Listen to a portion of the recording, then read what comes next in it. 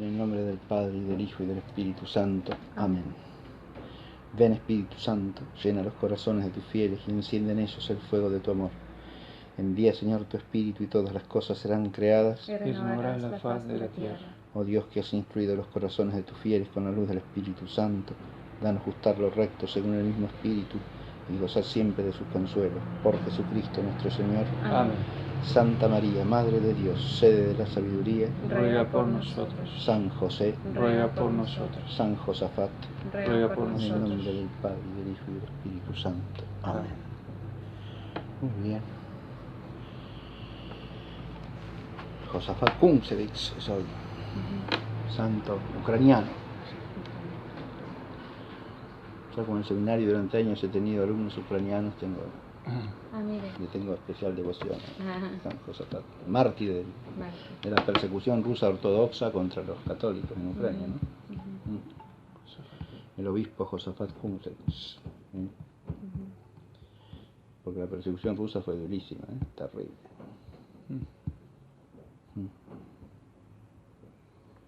Porque se mezclaba lo religioso con lo político.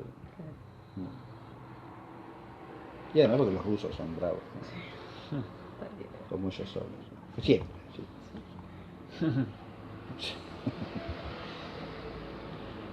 Después me comenta. Sí, es la historia de los rusos. Quiero hacer. Bueno, habíamos llegado el otro día a precisar un concepto de poiesis, ¿no? Por distinción con la praxis. Y hoy vamos a tratar de profundizar algunos aspectos de ese concepto. Habíamos dicho que un elemento fundamental en la poiesis, ¿cuál es? Es el dar forma a una materia o a alguna realidad que hace de materia, que tiene razón de potencialidad, de formabilidad, de determinabilidad, para decirlo dentro de un término, aunque no sea de índole material, sino que hace de cuasimateria, entonces es causa cuasimaterial. Es imprimir en cualquier materia o cuasimateria una forma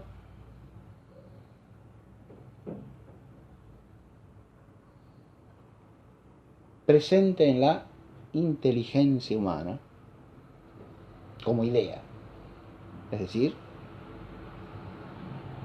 como arquetipo.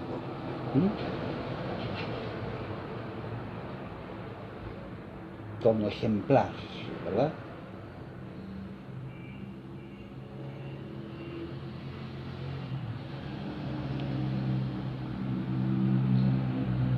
Y que esa forma, a su vez, constituye algo que es un instrumento o de la teoría o de la praxis. ¿Está claro? Y ahí estamos estableciendo la posterioridad que tiene la poiesis respecto de la teoría y de la praxis.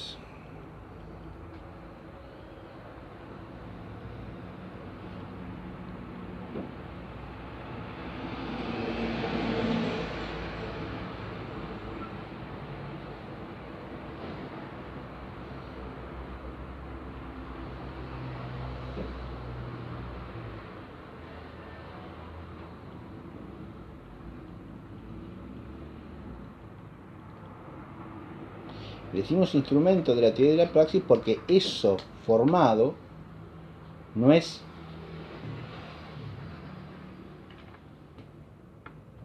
el objeto propio ni de la teoría ni de la praxis. ¿Está claro? Si no, no se distinguiría la poiesis de estas dos actividades.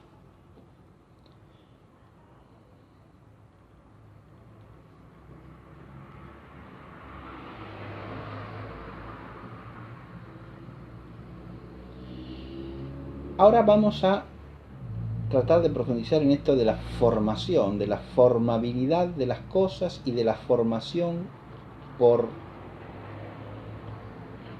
medio de una idea o arquetipo que está en la inteligencia humana, de algo que tiene razón de materia.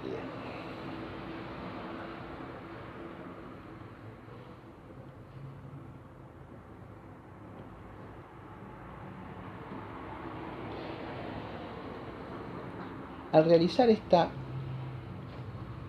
poiesis, esta producción, ¿qué es lo que hace el hombre?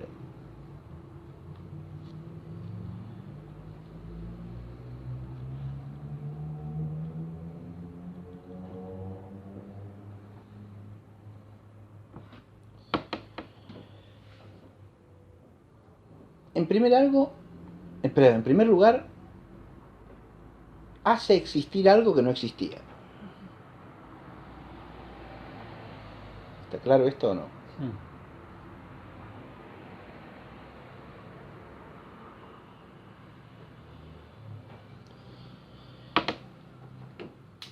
En este sentido es que se dice que la poiesis tiene algo de creación, ¿no? Sí. Hace existir algo que no existía.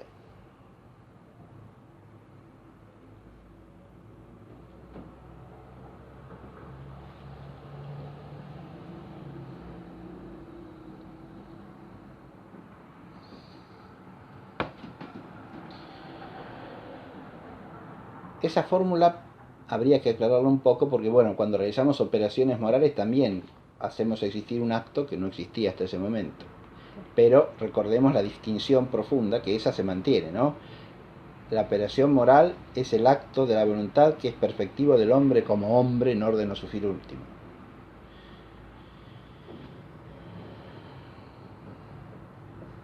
Cualquier acto de este tipo queda excluido de la poiesis. No es una poiesis, es un acto moral, ¿no? ¿Está claro?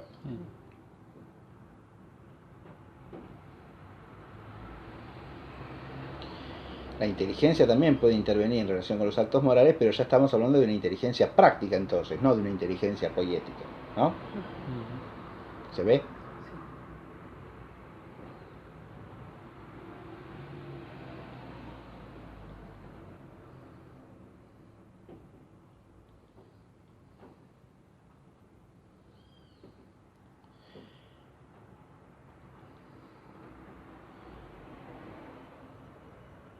Cuando decimos hace existir algo, ese algo que será. Y como dije, un instrumento de la teoría o de la praxis, ¿no? Un medio instrumental de la actividad propiamente racional del hombre. ¿Está claro o no? Sí. Cuando Sí. dice inteligencia práctica y no poética, ahí sería la misma potencia especificada por el objeto, por el acto a realizar. Claro, sí, según a lo que se aplica. Sí, Ujú. sí, correcto. Así es. Sí, sí. Inteligencia es teorético cuando contempla lo que las cosas son, ¿no? Es práctico cuando dirige los actos de la voluntad que perfeccionan al hombre como hombre en orden a su fin. Y es poética cuando dirige el producir, la poiesis, ¿no? En todas sus dimensiones. ¿Está claro? Entonces, la inteligencia, hay algo de crear, ¿no? Acá, de hacer existir algo que no existía. Pero, obviamente, con las limitaciones propias de la naturaleza humana, ¿no? En este crear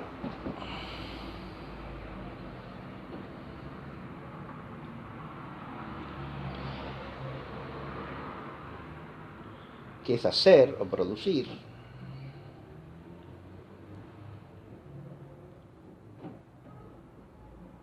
la primera nota característica es que el hombre parte siempre de algo dado en la naturaleza. ¿Está claro o no? Sí. Eso le iba a decir, la distinción de la creación. Parte siempre de algo dado en la naturaleza. Ese es su primer límite, ¿no? Nunca es creación en el sentido teológico, o sea, creatio ex nihilo. No crea una sustancia nueva, digo. Bueno, puede dar lugar a una sustancia nueva, pero siempre a partir de algo dado. Ajá. Sí, puede transformar otras cosas en una nueva sustancia. Pero que no existía antes en ningún momento, en ningún lugar. en un momento, ningún momento o lugar. Claro, Puede una provocar un forma- cambio, puede provocar un cambio sustancial el hombre productivamente, sí. Sí, cuando creas productos Sí. técnicos. Por ejemplo, sí. una forma inexistente de No, algo no, que nunca existió. le insisto, puede, a ver, cuando usted produce cosas, sustancias compuestas que no se dan en la naturaleza, y eso está claro, Ah, ok. como puede ser un polímero, Mm. ¿sí? Sustancias bioquímicas que no están en la naturaleza, ¿no? Siempre las logra por combinación de cosas que están dadas en la naturaleza o por descomposición de cosas que están en la naturaleza o por las dos cosas juntas, ¿no? Mm. ¿Está claro? En la industria petroquímica, por ejemplo, usted primero descompone el petróleo, ¿no? Sí. Por medio del cracking analítico, descompone el petróleo. Y después con los elementos derivados del petróleo usted puede recombinarlos por síntesis químicas o no. Claro. Y producir lo que llaman materiales artificiales, ¿o no? Sí. Bien, esas sustancias como tales en la naturaleza no existen, ¿no? Claro. ¿Se ve? Perfecto. Sí, sí.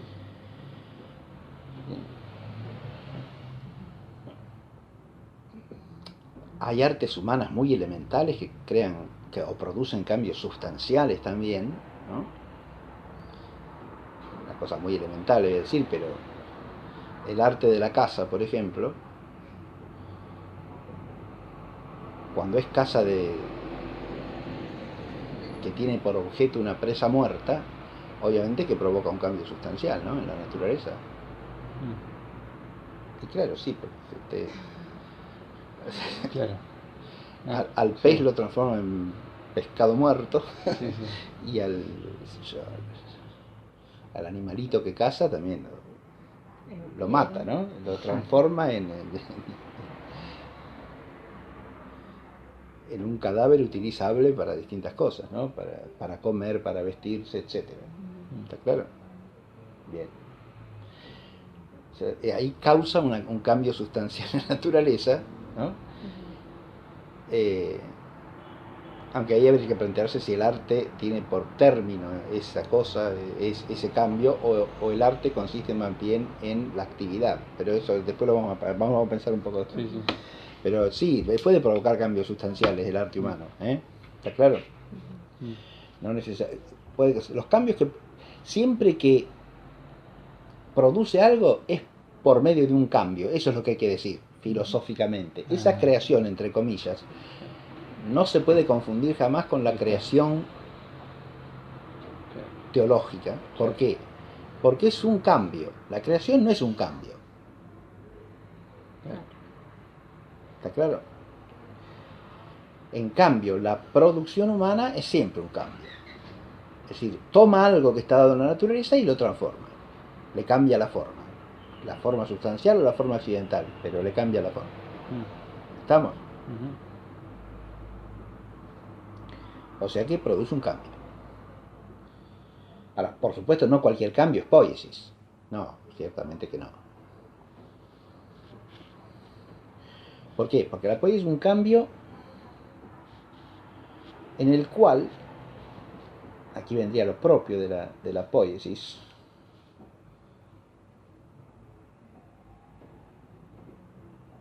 se introduce en la realidad una forma presente en la inteligencia humana. ¿Está claro? Y presente en la inteligencia humana en su razón de arquetipo de lo que se ha de producir o crear.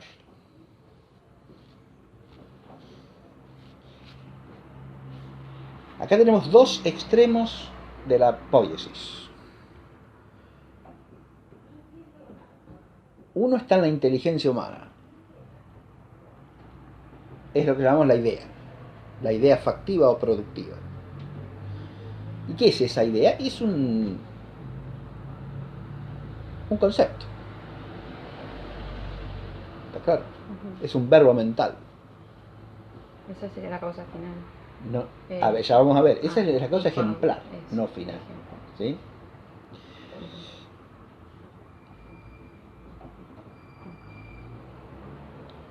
esa idea, dije, es un concepto, es un verbo mental. Pero no es el verbo mental de una cosa real existente que yo capto, sino que es el verbo mental de una cosa a producir por el hombre. ¿Se ve?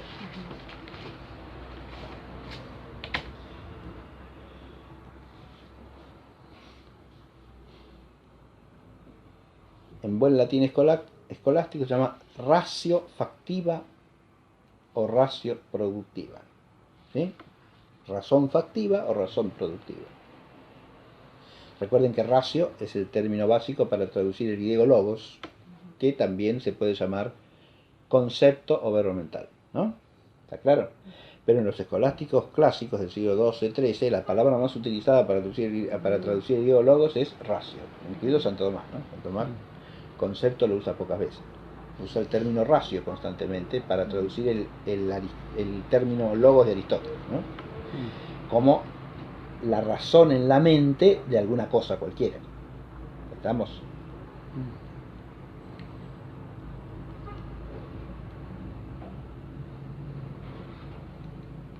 En el vocabulario filosófico latino,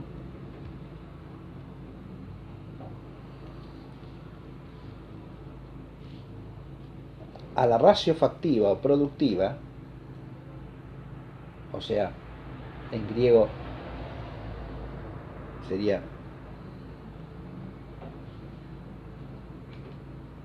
un logos que es instrumento de la poiesis, ¿no?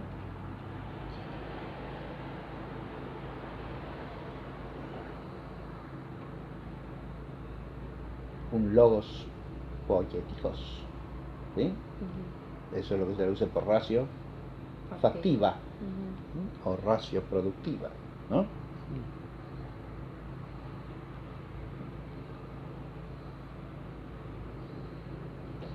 En el vocabulario filosófico latino, Séneca, ubicamos a Séneca, ¿no? Filósofo estoico, romano,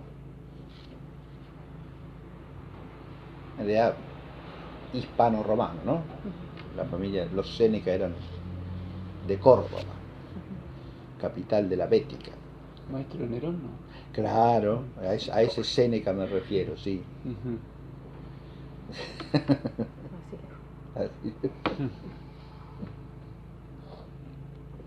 Así es. Venerable Séneca. Séneca. Lucio Anneo Séneca, ¿sí? Séneca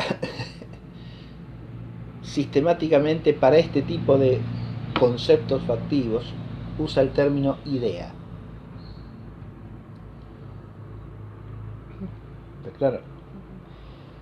De inspiración platónica. ¿Por qué? Porque lo analoga en el plano del ser humano a lo que la idea en Platón es respecto de la realidad, ¿no?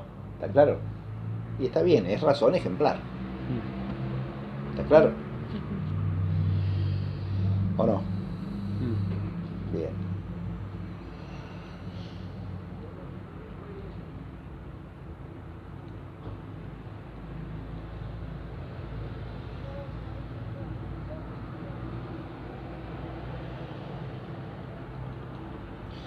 Ahora, en la formación de esta razón, hablo de la formación de esta razón, o sea que hay un proceso por el cual esta razón emerge en la inteligencia, ¿no? Nos encontramos una de las raíces de la poiesis, y la raíz más propia de la poiesis, ¿no?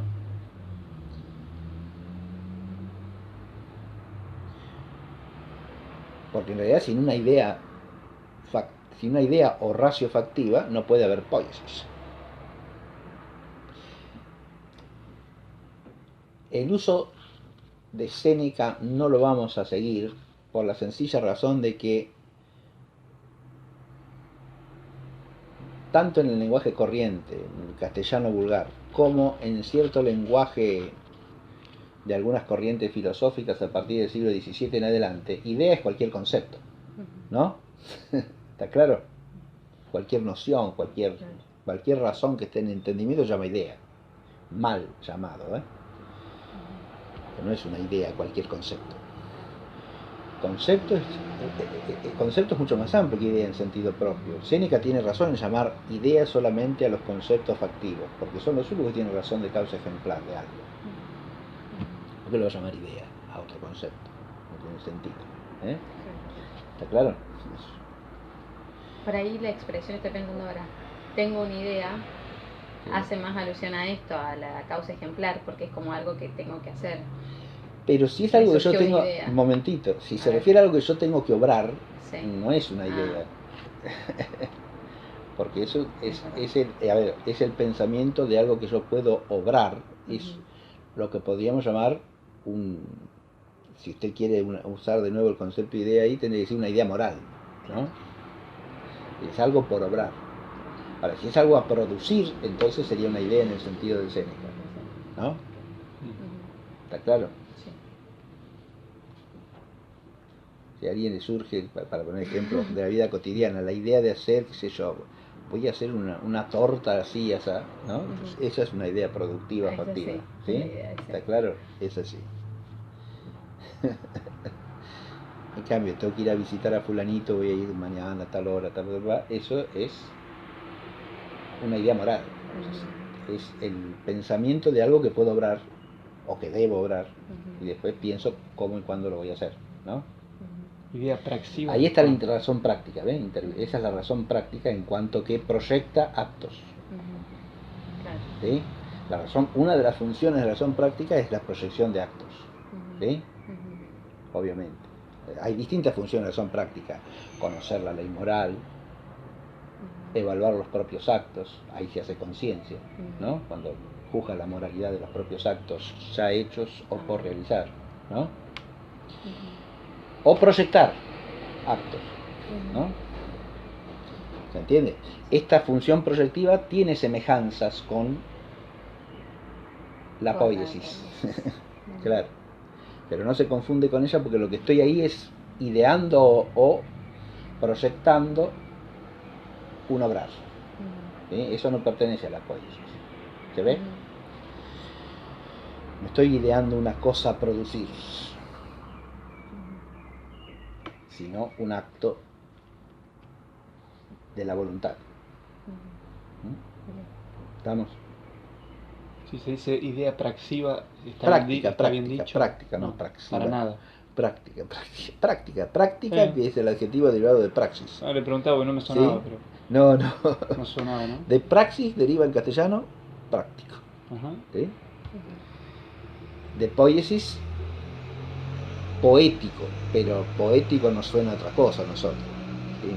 Si le dice que la idea de fabricar un determinado diseño de Boulogne es una idea poética, nos suena muy bien en castellano, pero ¿por qué? Porque poético nos lleva al arte literaria, a la producción de obras de literatura, ¿no?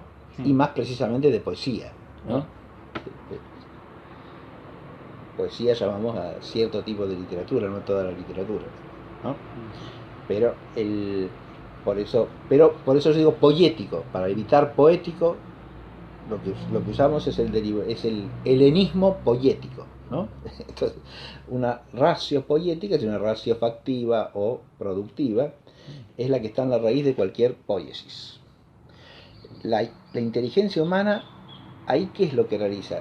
Lo que llamamos la ideación, que sería uno de los polos de la poiesis. La ideación es ¿qué? Es la génesis en la inteligencia humana de una razón factiva. ¿Está claro? La génesis en la inteligencia humana de una razón factiva o productiva.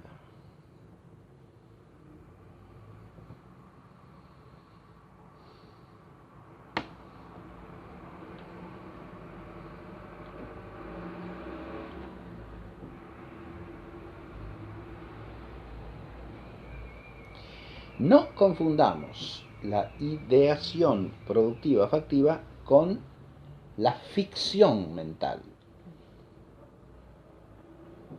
¿Está claro lo que digo o no? Más o menos. A ver, ¿qué es una ficción mental?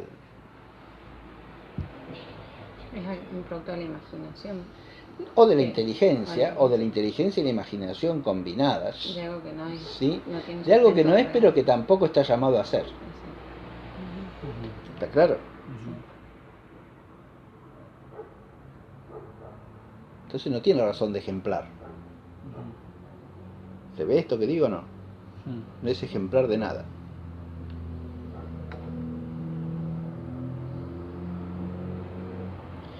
Eso es simplemente una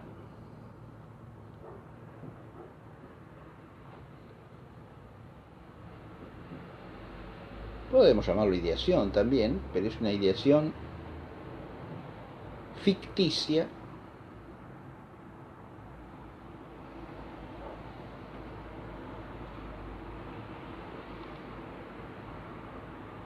transeúnte que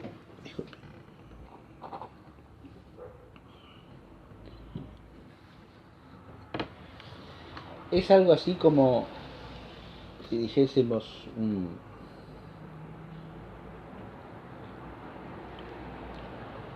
un paralelo en el estado de vigilia de lo que es el sueño, ¿no? ¿Está claro? Sí. Son ideaciones de cosas que no han pasado ni están llamadas a pasar, pero que aparecen en el pensamiento del hombre. ¿Está claro o no?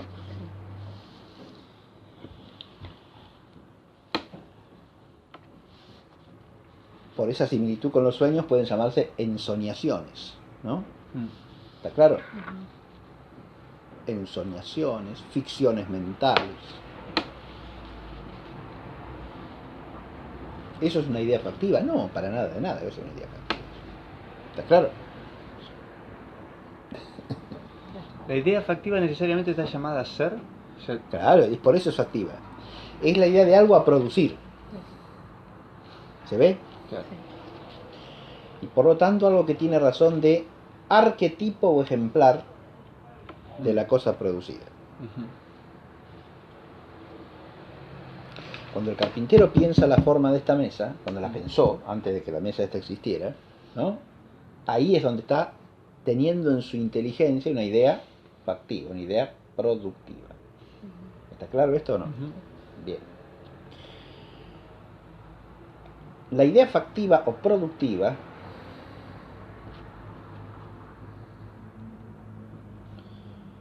en cuanto que es ratio, tiene por sujeto propio la inteligencia, ¿no?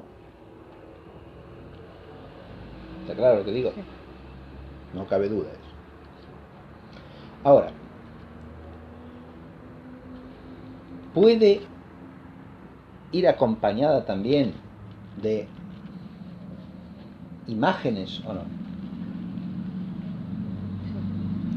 Puede y en algunos casos, en muchos casos, debe.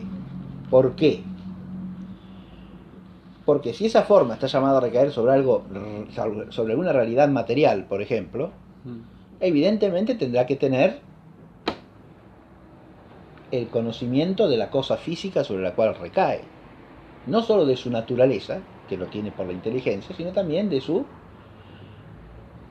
aspecto fenoménico, de su aspecto sensible. Y eso que genera en nosotros una imagen, ¿no? Fíjense que precisamente por eso muchas veces esa idea va acompañada, va unida a lo que suele llamarse un diseño.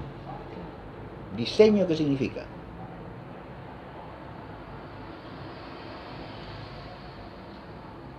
De algo de la palabra, Diseño, Dicere. no tiene que ver con dicere, Ah. no. Ya lo estaba asociando a No. Es de algún la idea, logos. procede. Tiene que ver con designare, ¿sí? Y signare, ¿de dónde viene? De signum, signi, signo, ¿no?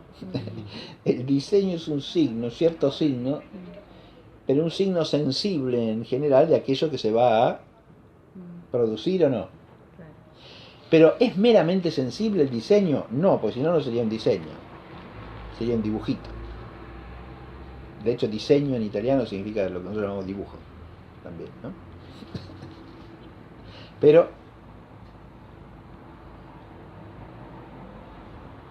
¿Un dibujito cualquiera es un diseño? No, claro que no. Porque para que el dibujo sea diseño, ¿qué tiene que contener en sí? El modelo ejemplar de la Claro, el ejemplar de la cosa a producir. Y para eso tiene que estar lleno de inteligencia el dibujito, ¿o no? Sí, Mm. sí. ¿Sí o no? Mm. Si yo les digo a ustedes, hagan el diseño de un arado, Mm. por ejemplo. ¿Es lo mismo que dibujar un arado? Y no. No, claro. Tiene que No. tener otra precisión. Oh, claro, tiene que tener una inteligibilidad que el dibujo no tiene por qué tener, ¿no? El dibujito Claro. del arado es más o menos una representación que se parece al arado, ¿no? En cambio el diseño tiene que contener las especificaciones de lo que hay que hacer, ¿o no? Tiene que tener una precisión y un esquematismo que lo haga factible, ¿no? Además un realismo que lo haga factible, ¿o no? El realismo de la poiesis es fundamental. Porque si la cosa no es factible, no tengo un diseño productivo, no tengo una idea, una ratio poética. Tengo una ficción. Claro, tengo una ficción, un dibujo ficcional. Y muchas veces pasa que los artistas, cuando representan algo, como no tienen mucho concepto de qué es esa cosa, la dibujan más o menos. ¿Sí? Es algo que se parece, pero el que conoce del asunto dice, eso está mal hecho, está mal dibujado, este no tenía idea de lo que... ¿Sí? Pintó un arado y lo mira el labrador y dice, eso no es un arado. Eso es un cachivache. Bien. Si yo quiero arar con eso, se rompe en 2 segundos. Se da cuenta. Porque no tiene las proporciones de vida, ni tiene las partes que debe tener, ¿no? O le falta alguna parte que si no está, el arado se rompe a la primera de cambio, ¿no? ¿Se entiende? Bien. Ahí tenemos nuestro primer ejemplo, del arado. Se me ocurrió que era un ejemplo interesante, pero es algo ideado por el hombre ya en los albores de la civilización, ¿no? Arados hay. En las representaciones del antiguo Egipto, por ejemplo, ya encontramos hombres arando, ¿sí? Acá ya enseguida vamos a ver uno, ¿sí?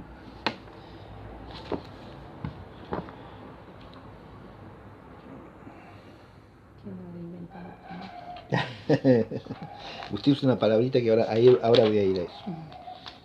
Inventar, ¿sí?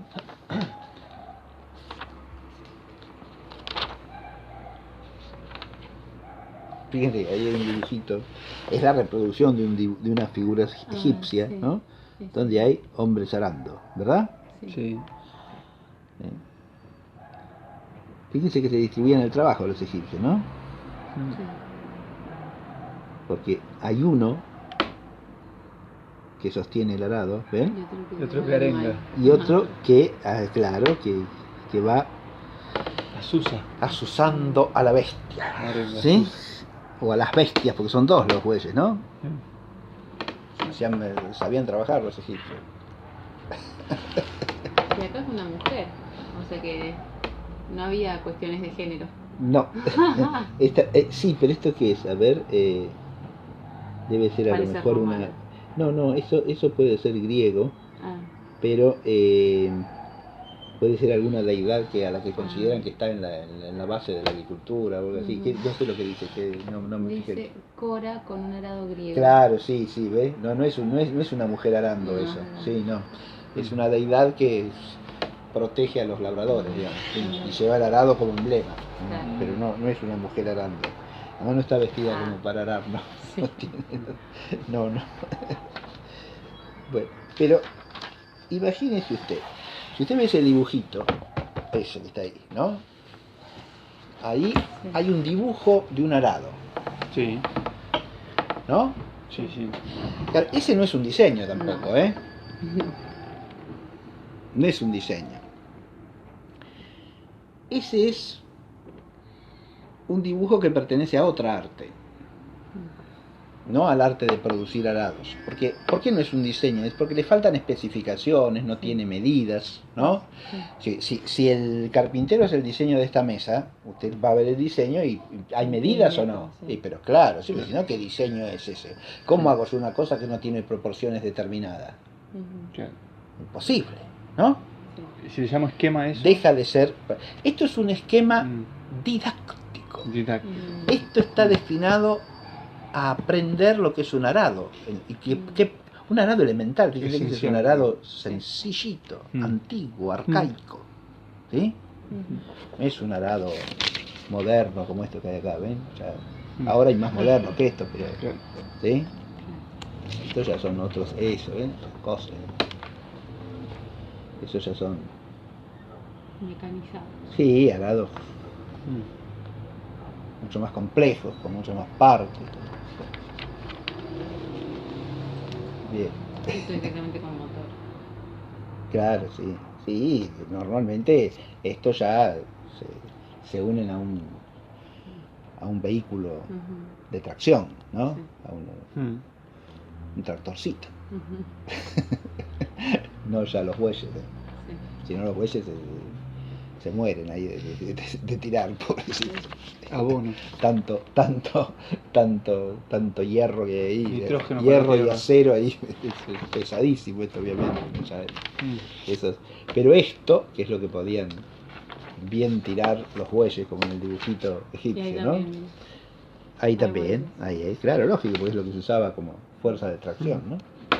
Y que en algunos lugares se siguen usando. En algunos lugares se siguen precarios. usando, Sí, sí, cómo no, sí. Los tractores no son para todos. No, porque inclusive hay suelos que no lo admiten Claro, al tractor, ¿no? claro.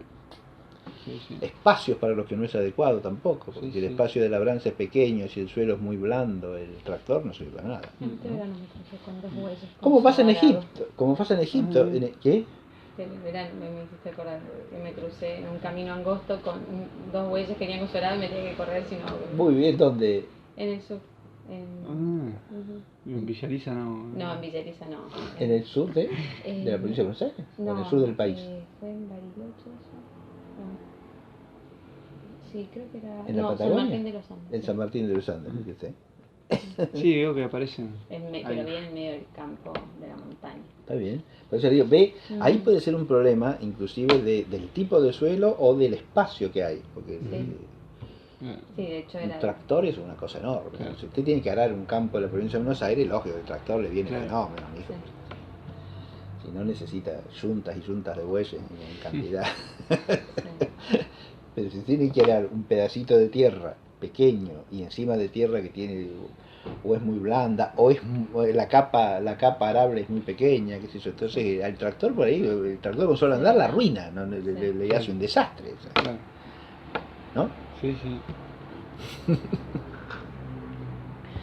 Ahora, esa cosa tan elemental, mire, ese es un diseño didáctico, que es otro arte, que es el arte de enseñar, dije yo, ¿no?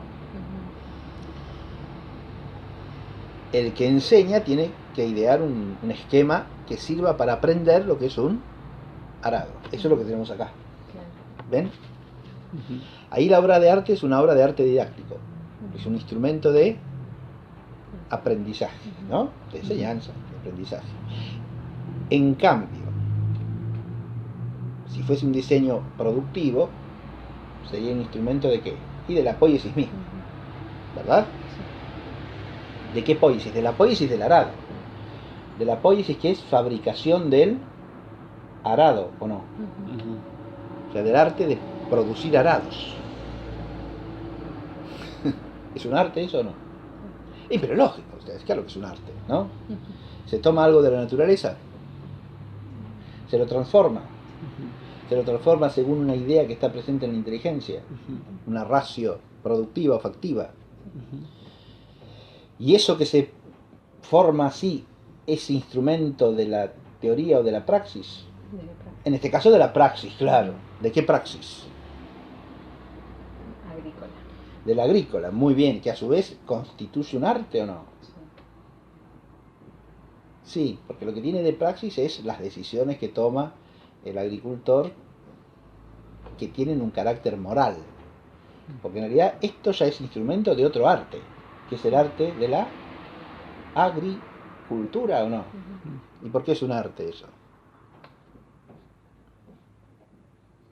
Y porque hay normas, digamos, del buen obrar para ¿Del una buen recta obrar o del razón, buen hacer? del buen hacer. Ah, claro.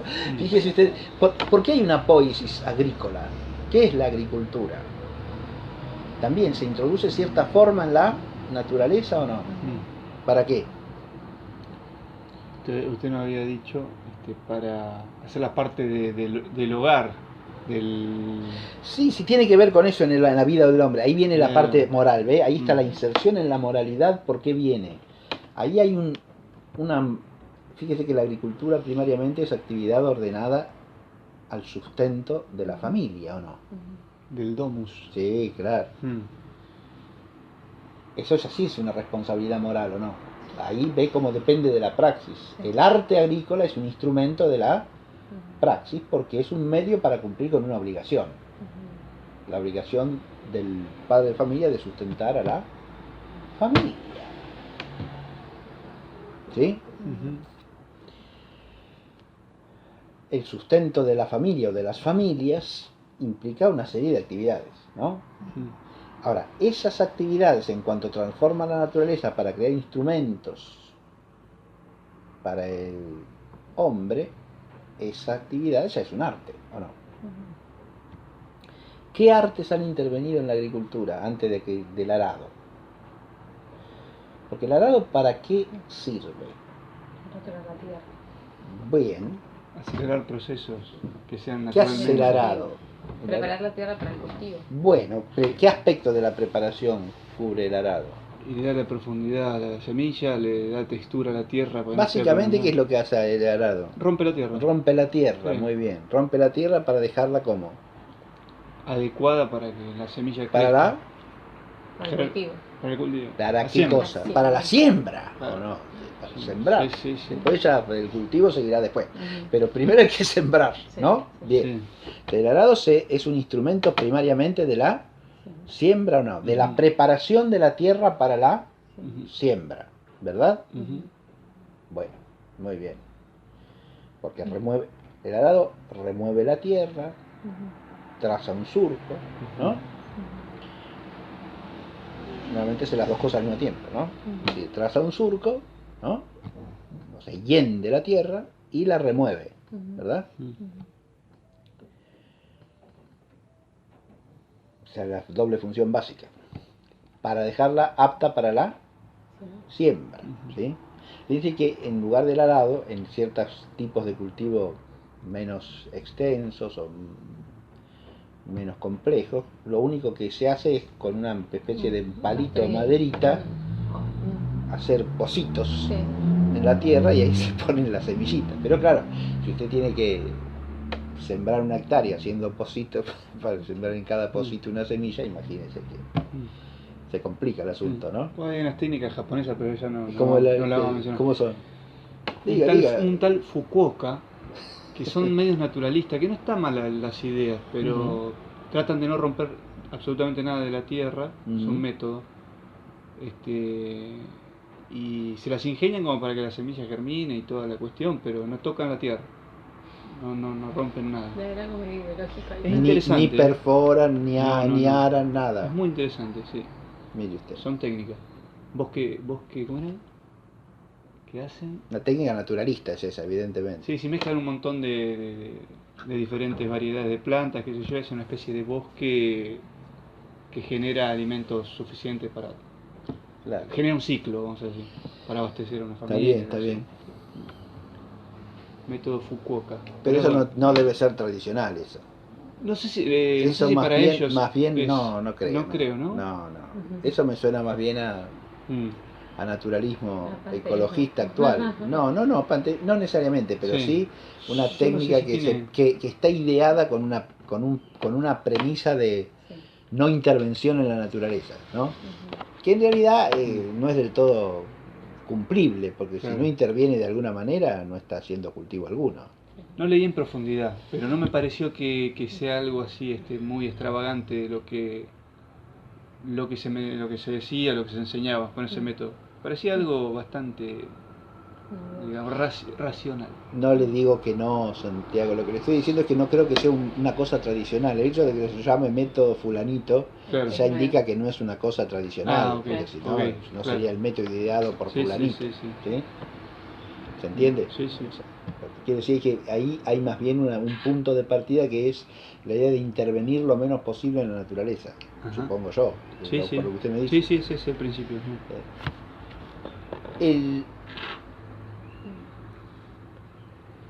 Fíjense ustedes que la ideación de un arado es una cosa que implica el conocimiento del arte agrícola, ¿o no? ¿O lo puede idear cualquiera el arado? No. Y no, claro, porque el que no sabe para qué sirve y para qué se usa, ¿qué va a idear? ¿Sí?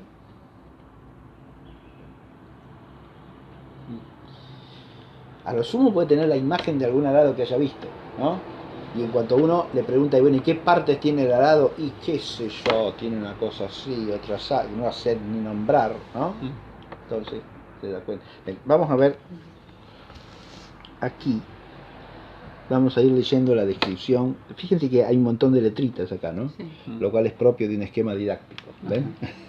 No de un diseño, pero sí de un esquema didáctico, ¿no? Entonces vamos a ir leyendo en el texto, a ver cómo está hecho el arado, para que nosotros entendamos hasta qué punto es complejo un arado, ¿no? ¿Quiere leer acá, Santiago? Sí. ¿Puede, alcanza a leer ahí? Sí. La letra es chiquitita. Sí. Póngase allá si no. Yo quiero que el dibujo lo puedan ver ustedes dos, Sí. y ubiquen con las letritas cada parte de las que va siendo mencionada aquí, desde aquí. Bien. Descripción de los principales arados. Dadas estas ideas generales, pasamos a describir algunos tipos de arados, empezando por el timonero, tan generalizado en nuestra patria, figura 6. Nuestra patria ahí es España, ¿no? Porque la enciclopedia es española. Sí. Bueno. Sería esta figura, Madre patria. arado timonero. ¿Sí? Sí. Sí. Muy bien. Muy semejante al arado común romano, consta de las partes Muy siguientes. semejante al arado común romano, o sea que es un tipo de arado muy tradicional, muy antiguo, ¿no? Sí, Bien. de hecho, si ustedes lo miran, no difiere mucho del que aparece en el dibujito, Sí. en el dibujito egipcio, ¿no? Ahí está, Sí. Sí. más o menos. Ajá. ¿Sí? Y que parece, ¿cómo se llama el arma que aparece Sí. la muerte, La muerte. la representación de la muerte aparece con un arma que es una hoz? La hoz. Parece, Sí. parece eso. Claro, pero Bueno, siga. siga. Perdón. La R, que viene a ser la punta, Eso la reja. es la parte del arado cuyo nombre es más conocido, ¿no? La reja del La arado. reja. Claro. Hierro, La reja sí. es la punta de hierro que rompe la tierra, ¿no? Eso es Sí. la reja. Bien. Dice, de hierro. Esta es la reja, acá, esta puntita, esto, Sí. ¿no? Esa punta. Dice que es y forma ordinariamente cónica o piramidal. Claro, forma cónica o piramidal, ¿está claro? Y la pieza. ¿Por qué forma cónica o piramidal? Tiene que tener una punta. ¿Y para qué? Para que pueda ingresar con una superficie, porque eso tiene que ver con la fuerza que ejerce la superficie. ¿Con qué tiene que ver? La fuerza en relación con la superficie, ¿cómo se llama? ¿Potencia? No, potencia no, perdón. Ven que se llama presión. Presión. Presión, ¿no? Es otro. Es lo mismo que usted haga presión con, a ver qué sé yo, una cosa. Sí, no. Con esto, Claro. acá, soplando de mano, hago fuerzas, aplico una fuerza. Si yo aplicase la misma fuerza con una aguja, ¿haría el mismo efecto? No. Y no. No. ¿Qué pasa con la aguja? Otra vez. Si yo hago esta fuerza sobre Sí. una aguja en la palma de mi mano, Otra vez. atraviesa bastante, ¿no? Sí. Me haría un desastre. ¿Está claro o no? Sí. ¿Y cuál es la diferencia? Si la fuerza es la misma. Y la superficie que aplica la fuerza, ¿no? Porque yo ejerzo la fuerza sobre este extremo del borrador, pero el otro extremo aplica la fuerza sobre la palma de mi mano. Ahora, si en lugar de tener un borrador tengo algo de forma Sí, sí. cónica o piramidal, abajo que tengo Una punta. una superficie mucho menor, ¿o no? Sí, sí. Sí, quise decir Y presión, entonces dije potencia. yo aplico la misma fuerza y ¿qué pasa? La presión es mucho mayor, Claro. ¿sí? Ujú. ¿Se ve? Ujú. Porque la presión es el cociente entre la fuerza y la superficie, dicen los físicos. Ahora no hace falta haber estudiado física para saber eso, porque se sabe por experiencia, ¿o no? Exactamente. Porque cualquier hombre antiguo sabía que si apoyaba con cierta fuerza el dedo sobre una puga de un árbol, se pinchaba, ¿no? Ujú. En cambio, si la apoyaba sobre la parte plana de la corteza, no se pinchaba. Ujú. ¿Por qué? Si la fuerza aquí es la misma. Ujú. Y porque acá hay una púa. La púa Claro. hiende, ¿no? Ujú. Entonces, si uno quiere hendir la tierra, ¿cómo tendrá que ser la parte del arado que se aplica a la tierra?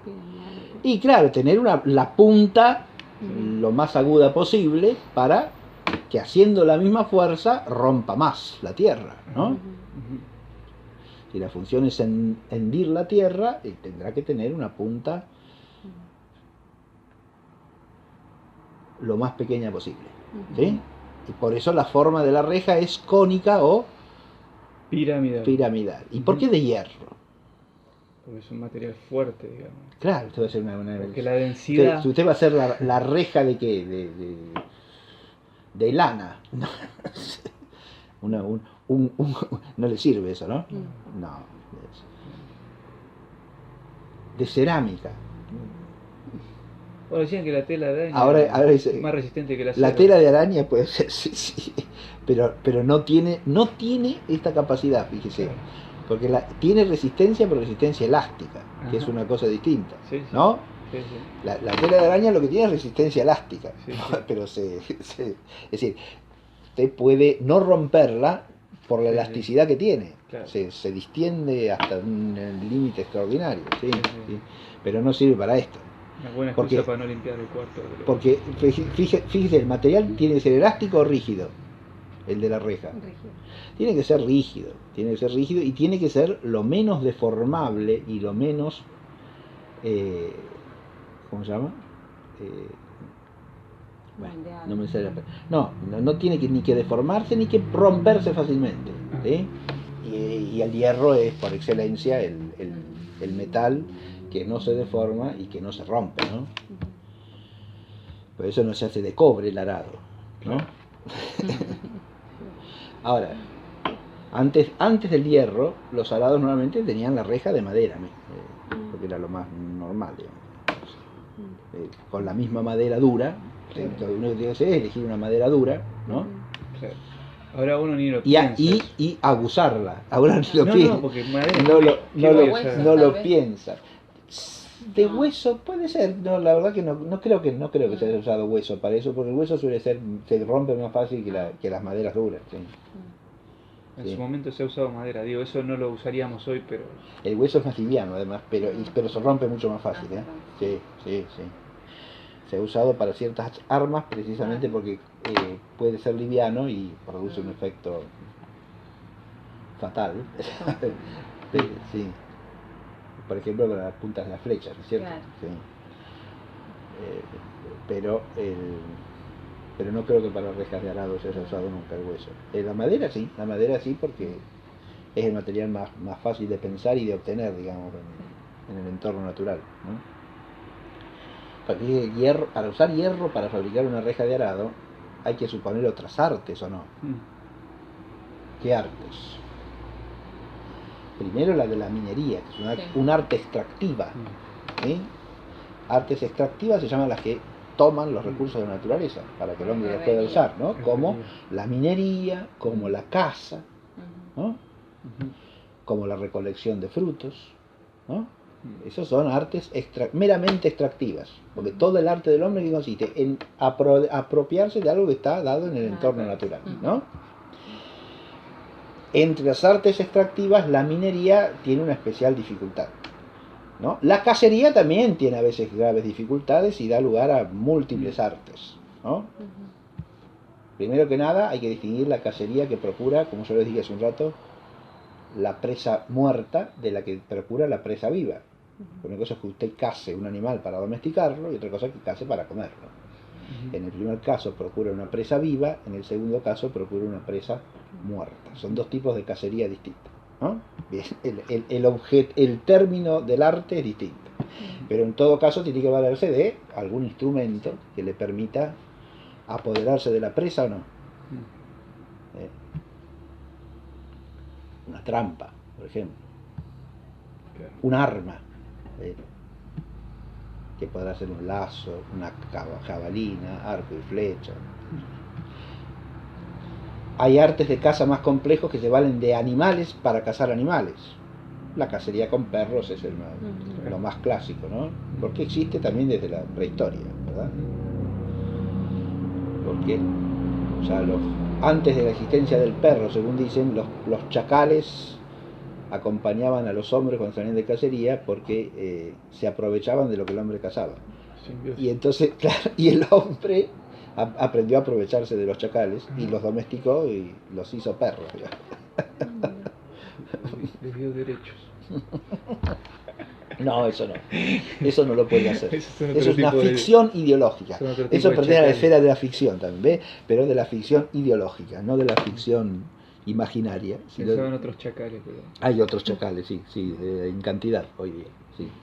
Chacales ideológicos también, sí. Y chacales rapiñeros, sí, pero con otro tipo de rapiña. Bien. Los chacales, bien. Y lo mismo los lobos, ¿no? Los lobos en ciertas zonas se usaban lobos, no chacales.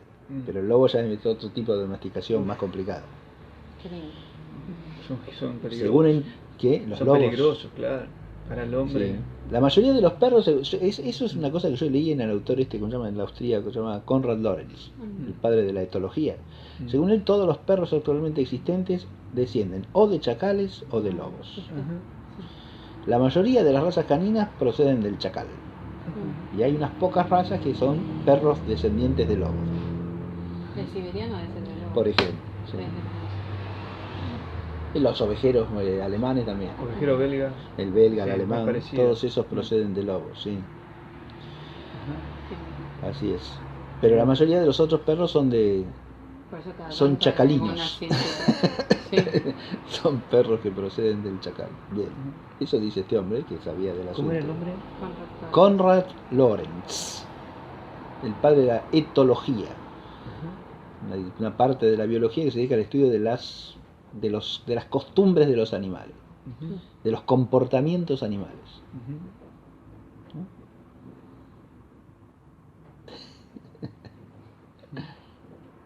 O sea que seguramente su conclusión viene por el comportamiento, digamos. Sí, después se valen como de recursos auxiliares también de estudio genético, de todo ese tipo de cosas, sí. Perfecto, pero él sí. Era un biólogo el tipo, sí. Un biólogo famoso, sí. Konrad Lorenz. Digo, me río porque uno puede caer en muchos errores y no tiene una visión más general, el libro ese en que habla de los perritos es interesantísimo, porque sí. Según él hay diferencias de comportamiento, de conducta entre los perros que vienen del lobo y los que vienen del chacal. Y según él, el perro ideal sería un perro que combinase las características. ¿Cuál es más domesticable, el chacal o el lobo? El chacal es más fácil de domesticar, sí. Porque el chacal, según él, tiene una mayor dependencia del líder de la manada, digamos así. Claro, ahí está. Más dócil. Sí. Más gregario. Es más gregario y es más, digamos así, más obsecuente con el jefe de la manada.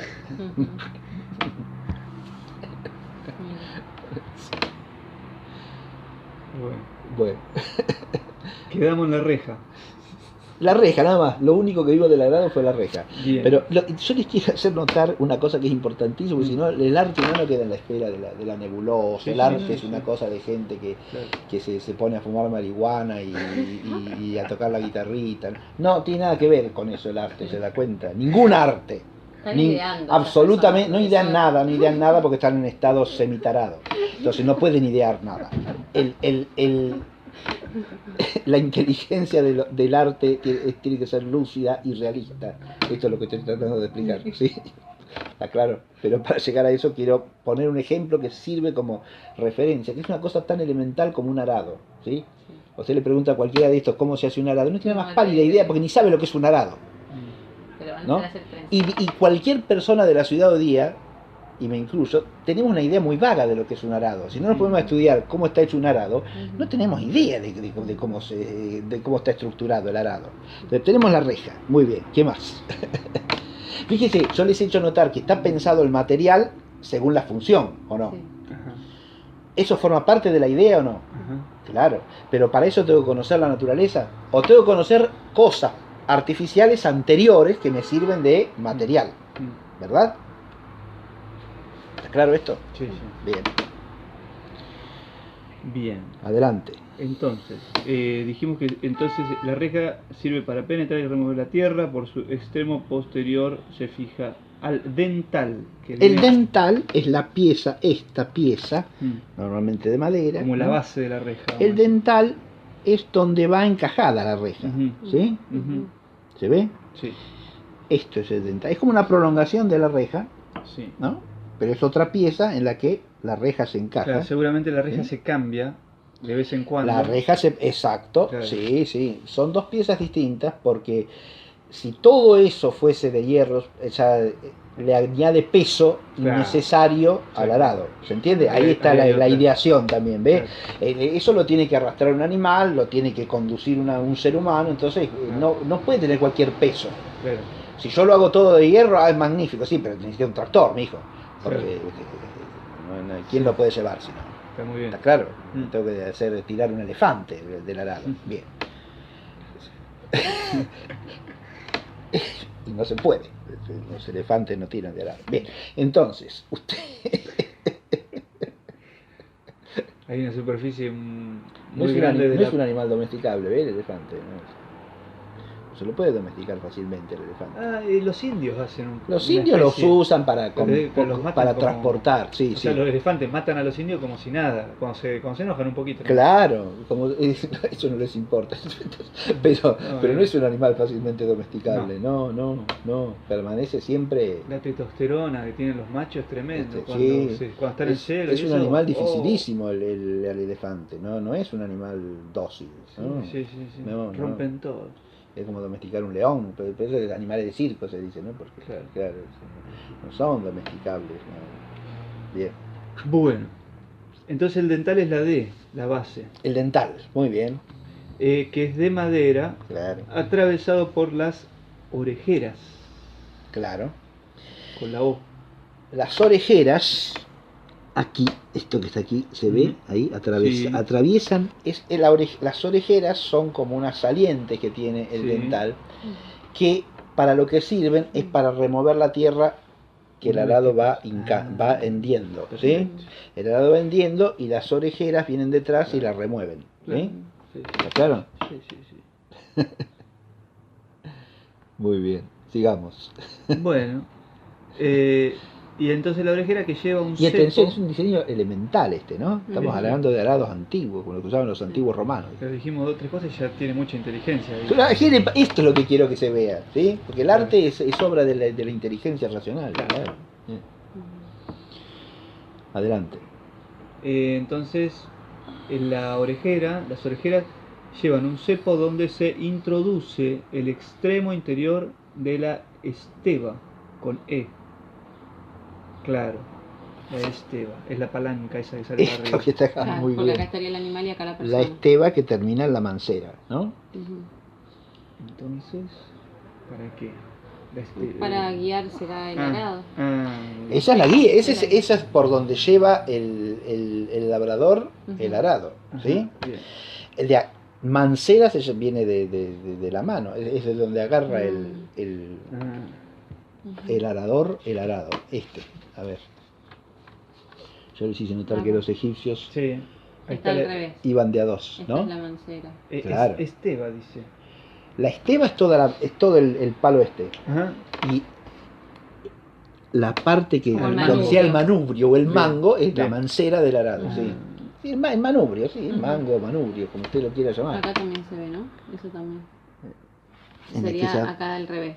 Acá estaría la mancera los Ah, manurios. están hacia Y, abajo. claro. Y allá al arado. Ujú, Está muy bien. Bien. ¿Se ve o no? ujú, Sí, La esteba va encajada en el dental. ujú. está interesante, ¿eh? ¿Sí? Toda la cantidad de variedades de arados Sí, que hay, sí, increíble. ¿no? Ah, claro, sí. Sí.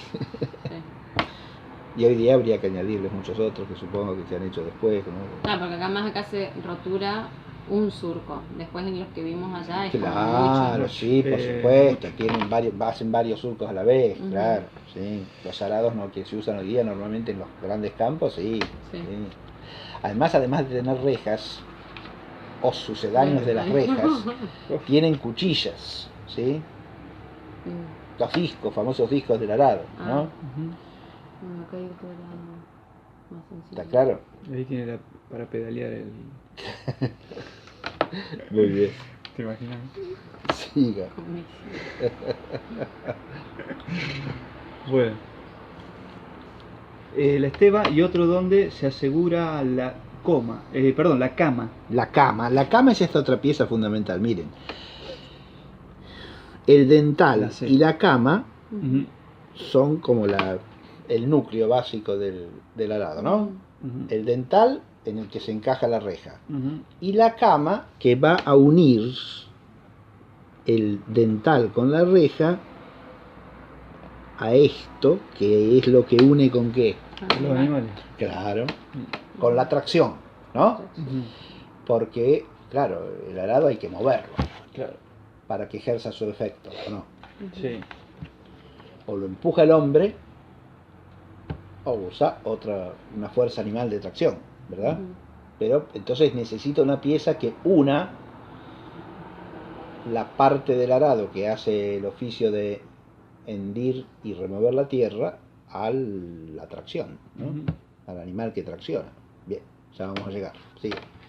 Pero ya ver el diseño general. Ahí, eso sería el diseño general, ¿ve? Usted piensa qué estructura tiene que tener esto. Bien. Ujú. Ahora, si usted no sabe nada de arar la tierra, ¿usted puede pensar esto? No, claro, ya no tiene. Imposible, ¿no? Absolutamente imposible que se le ocurra. O sea que antes que el arado sea eficiente viene la final o... Sin duda, Sin duda. sí. Pero además lo que quiero hacerles notar es que hay siempre, para que surja una idea factiva o productiva, hay cierto conocimiento previo, muy amplio, de la cosa a la que se va a aplicar Ujú, ese instrumento que se está ideando. claro. ¿Está claro o no? Ujú. Ujú. Y un conocimiento variado, una pluralidad de conocimientos que convergen en cualquier idea productiva o factiva. No es conocer de una sola cosa. Hay que conocer de la realidad próxima al instrumento. Ujú. Pero ese conocimiento de la realidad próxima puede involucrar conocimientos de otras cosas, ¿no? Ujú. Adelante. Bueno, y otro donde se asegura la cama, que aparece con una C, que enlaza el dental con el timón, con T. Claro que es el timón, Claro. viene a ser, ¿no? Claro. La vara que une el arado al yugo. ¿Sí? Ujú. El yugo es el travesaño que va sobre la cerviz de las bestias, ¿no? Ujú. Para que se les pueda Ujú. ¿Qué es este? unir el arado, ¿no? Es el timón. Eso es el timón, El timón. ¿sí? ¿Por qué es timón? Y porque es lo que le da la dirección, Claro, ¿no? claro. ¿Sí? Ujú. La mancera sirve también como Ujú. instrumento para mantener la dirección, pero la dirección se la da el animal al traccionar, ¿o no? Ujú. Sí. A través de esto que es el timón. Y por eso al animal hay que guiarlo también, ¿o no? Ujú. ¿Sabe qué me parece también, Claudio? Que la mancera, perdón, Sí. usted estaba mostrando Sí, algo. sí. La mancera me parece también que tiene la función de que no se levante Obviamente, Ah. sí. la punta, ¿no? Porque No se- la es- presión hacia abajo. Eso lo tiene que hacer Mm. el que lleva el arado, obviamente. Mm. Porque un problema del arado Mm. no es solo que se desvíe, sino que Que se levante. que no se mantenga hundido. Claro. Mm. Porque el movimiento de hincar algo en la tierra Normalmente ¿a qué lleva? A que usted lo hinca, pero después Se sube. levanta, Claro. claro. O Se sea que el levanta. hombre tiene que ir haciendo una fuerza. Tiene que para hacer abajo. presión hacia abajo para que se Mm. mantenga hundido. Eso que dice Santiago está Ujú. perfecto, Ujú. lógico. Sí, sí. Wow. En cambio, en la dirección fundamentalmente, que es lo que estaba diciendo, Ujú. viene de acá, ¿no? Mm. Y por eso tal vez también, bueno, el que asusa. El que asusa guía a la bestia para que no se desvíe, Claro. lógico. Lo puede hacer las dos cosas el mismo, ¿no? Mm. Porque el mismo puede tener las riendas para llevar a la bestia y que no se le desvíe, Claro. ¿no? Así como el que, incluido el señor que viene. Y llevar la mancera, que es lo más común eso. Los egipcios distribuían el trabajo porque tenían mucha gente, ¿ves? Los egipcios tenían personal agrario Mm. en cantidad, los egipcios. Esclavos, ¿no? No necesariamente, no. De Marte no. también, ¿no? Dicen. De más. Que hacían las pirámides. No, déjese de alienígenas ancestrales. Oye. Escúcheme, pero tenía una gran población los egipcios, sí, sí. Había población servil también, pero Qué increíble tanto, ¿no? Sobre el arado. Uf, está buenísimo. No sé qué es. la enciclopedia está Ah. acá. Esa, otras enciclopedias. Muy bueno. Sí. Ahora, 2 renglones. Exacto, sí, sí. Bueno, entonces teníamos el timón. El timón, sí. La cama suele ser de madera, pero Claro. a veces se hace de A hierro. veces se hace de hierro. Debe ser por esto mismo que decíamos que necesitamos peso hacia abajo. Claro. Esto, la cama, ¿ves? Mm. Esto. Mm. La telera, telera, con T pequeña, La T minúscula. minúscula, ahí. Es este travesaño que une ¿cómo se llama? El dental con la cama. De ¿no? hierro, dice, sí. Bien. Que da rigidez a la unión de la cama con el dental. Claro.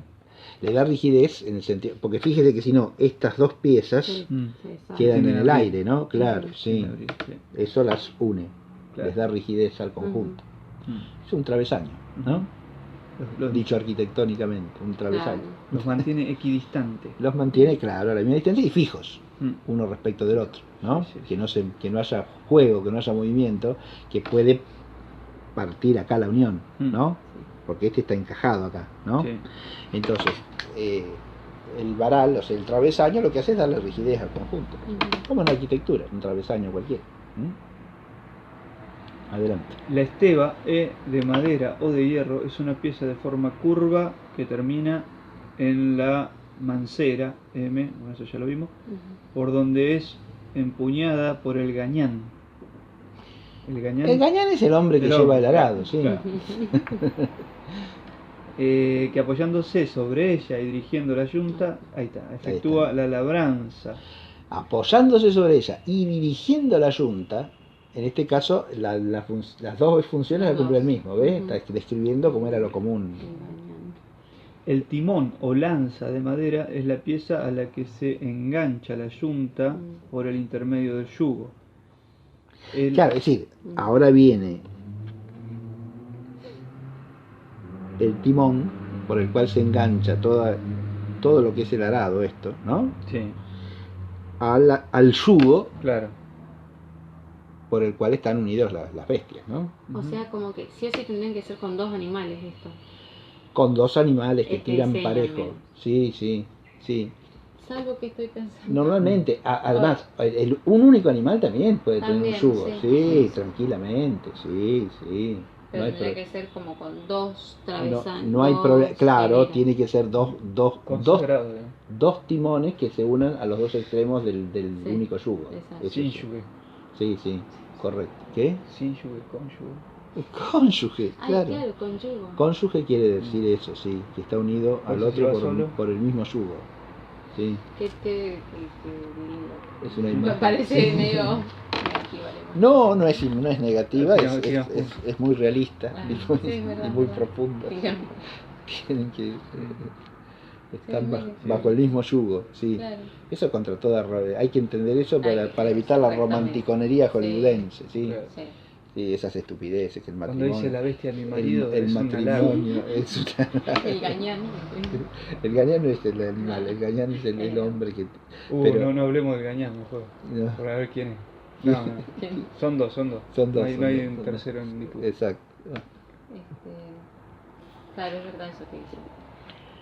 Sí, Lo que esa se dice. romanticonería, sí, hueca, hueca, estúpida. Que Sí, porque puede hacer que fracase. Sí. que no, eso es una causa de fracaso casi inevitable, Mire, porque no había sí, pensado. sí, lógico. Sí. Sí. Sí, porque carece de todo realismo eso. Sí. Bien. La cosa es que haya amor, que eso es noble y necesario, pero otra cosa es que se caigan esos delirios de romanticonerías que en general son egoístas y subjetivistas, ¿no? Porque el otro es una especie de cosa de que a mí me gusta y que me va a hacer feliz. Bien. Y si no cumple con la idea, es una cosa artística, ¿ves? Claro. Para eso escriba novelas, amigo. Pero no. Bueno, sí. Y quedamos en el timón o lanza. El timón o lanza de madera es la pieza a la que se engancha la yunta por el intermedio del yugo. Sí. El esfuerzo de tracción se aplica, pues, en su parte anterior, donde hay una serie de agujeros que reciben el nombre de clavijero. Con C. Acá, el clavijero, Claro. los orificios por los cuales se une el yugo al timón, ¿no? Bien. Que sirve para unir el timón al yugo. Para hacer penetrar más o menos la reja en el suelo, no hay otro recurso que variar el ángulo de tracción, lo que puede conseguirse acortando o alargando el timón por medio del clavijero. Por eso hay varios orificios, ¿ven? ¿Sí? Claro, o sea, más bajo, más Lo puede adelante o poner, más alto. claro, más adelante o más Se atrás, sube, baja la según punta. como quiera que se hunda la reja, ¿no? Claro, ¿Está claro? sí. Adelante. Estaba pensando, cuanto más cercano seguramente más Más profundo. hacia la tierra. Claro, porque más inclinado queda, sí. Para hacer penetrar más o menos la reja en el suelo, no hay otro recurso que varía el ángulo de tracción, lo que puede conseguirse cortando o alargando el timón por medio del clavijero y de las velorias, con B y B'. Claro, esta también pensaba yo. Se acorta. Acá. Claro. El otro extremo del timón, Esas que es son la las unión de del timón cama. con la cama, muy bien, correcto. Del timón con la cama, así es. Hace que el animal esté más cerquita de la reja. Exacto. Y se levanta. Más cerca o más lejos, une. mayor o menor distancia entre la reja y la yunta de bueyes que tira. Adelante. Bien. O abrazaderas, velorias o abrazaderas bien. que sujetan aquel a la cama. El timón a la cama, muy bien. El pescuño, P, o cuña, Acá. que une esta última pieza al dental, ayuda a sí mismo a lograr aquel objeto. Claro. Bien. Esto también es una pieza que sirve para mayor o menor inclinación del arado, ¿no? Bueno. ¿Está más o menos clara la descripción? Sí. Bien. Por la clase sobre el arado. ¿Sí? Sí. Hemos aprendido algo sobre el arado, pero bien. ¿Por qué nos hemos internado en el arado? Porque estamos hablando de la ideación. Y con este ejemplo, lo que quería hacer notar es que la ideación, o sea, la generación en la inteligencia humana de la idea productiva factiva, es un proceso esencial y profundamente racional. ¿Está claro esto? Que presupone el conocimiento de la realidad natural, siempre. Porque hemos dicho que la producción o creación humana es siempre transformación de la realidad natural dada, ¿o no? Ahora, si no se conoce esa realidad, ¿se puede generar una idea productiva factiva? Absolutamente imposible. ¿Está claro? Pero accidente. ¿Sí? No se puede. Es decir, podría pasar fortuitamente, dice usted. Pero no sería Podría pasar de hecho, pero no sería... No sería una idea realmente productiva Claro. factiva, ¿no? No. Si no hay conocimiento de la naturaleza, la idea productiva es imposible. Claro. Y acá está la raíz del principio que dice que el arte imita a la naturaleza. ¿Está claro?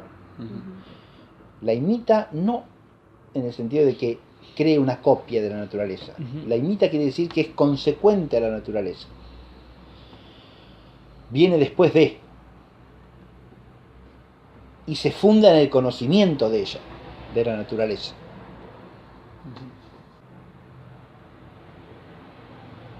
El que idea el arado tiene que conocer la naturaleza de los materiales con los que se va a hacer el arado, ¿o no? Sí. Tiene que tener en cuenta la naturaleza del terreno sobre el cual se va a usar el arado. Sí. Bien. Tiene que saber qué tipo de siembra es la que se va a hacer. Sí. Y también. Por lo cual ya entramos en otro conocimiento. La idea factiva implica el conocimiento de la realidad humana a la que va a servir como instrumento la cosa producida. ¿Se ve lo que digo o no? Acá la realidad humana es la labor agraria, la labor agrícola. Claro. El que idea el arado tiene que tener noción de lo que es la tarea agrícola. Y sí, si no, no puede idear el arado. Tiene que tener un conocimiento profundo de lo que es esa labor. Si no, la idea del arado no será adecuada. Fíjense que el conocimiento de la naturaleza es importantísimo porque si no, no puedo tener en cuenta la realidad a la que aplico la forma, ¿no? No conozco la realidad que aplico la forma, no sé qué forma es aplicable o adecuada. Y si no conozco la actividad humana a cuyo servicio va a estar la cosa producida, no puedo entender adecuadamente el fin y por lo tanto tampoco puedo idear el medio adecuado para el fin, porque el medio depende del fin o no. Siempre. Por lo tanto, si no conozco el fin profundamente, no puedo medir la adecuación entre el medio a idear y el fin. ¿Se ve? Sí. Es decir, la funcionalidad de la cosa a producir implica siempre el conocimiento de la actividad de la cual esa cosa es instrumento o medio.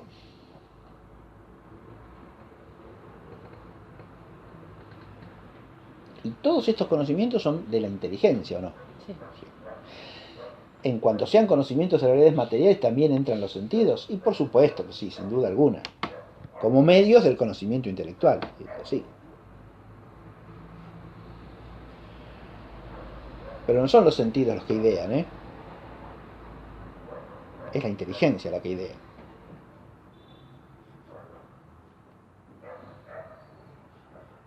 Aquí sí voy a decir algo que es importante. Yo dije no son los sentidos los que idean. Los sentidos externos no idean absolutamente nada, ni participan en la ideación, salvo como guía de la aplicación de la idea. Pero hay un sentido interno que sí tiene una importancia notable en la ideación, que es la imaginativa.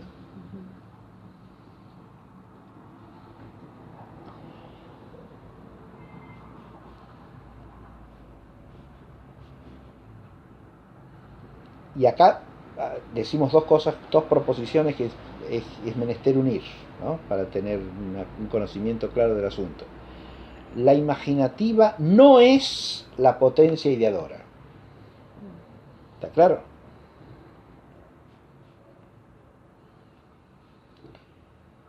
Primera cosa, la potencia ideadora es la inteligencia. Porque la idea es un concepto, dijimos, ¿no? Es una ratio. Y por lo tanto no puede estar sino en la inteligencia. Pero ahora la segunda proposición es que la imaginativa es un instrumento importantísimo y en muchos casos necesario de la ideación. ¿Está claro o no? Instrumento. O sea que la imaginativa como potencia de ideación no es sujeto propio de la ideación, sino potencia instrumental de la ideación, bajo el dominio de la inteligencia. ¿Está claro lo que dije o no? una imaginación sin razón no idea nada. ¿Está claro? Puede, de nuevo, Ficcional. fabular, ficcionar. Muy bien, correcto. Aunque normalmente el hombre lo hace bajo cierto influjo de la razón, aun cuando ficciona.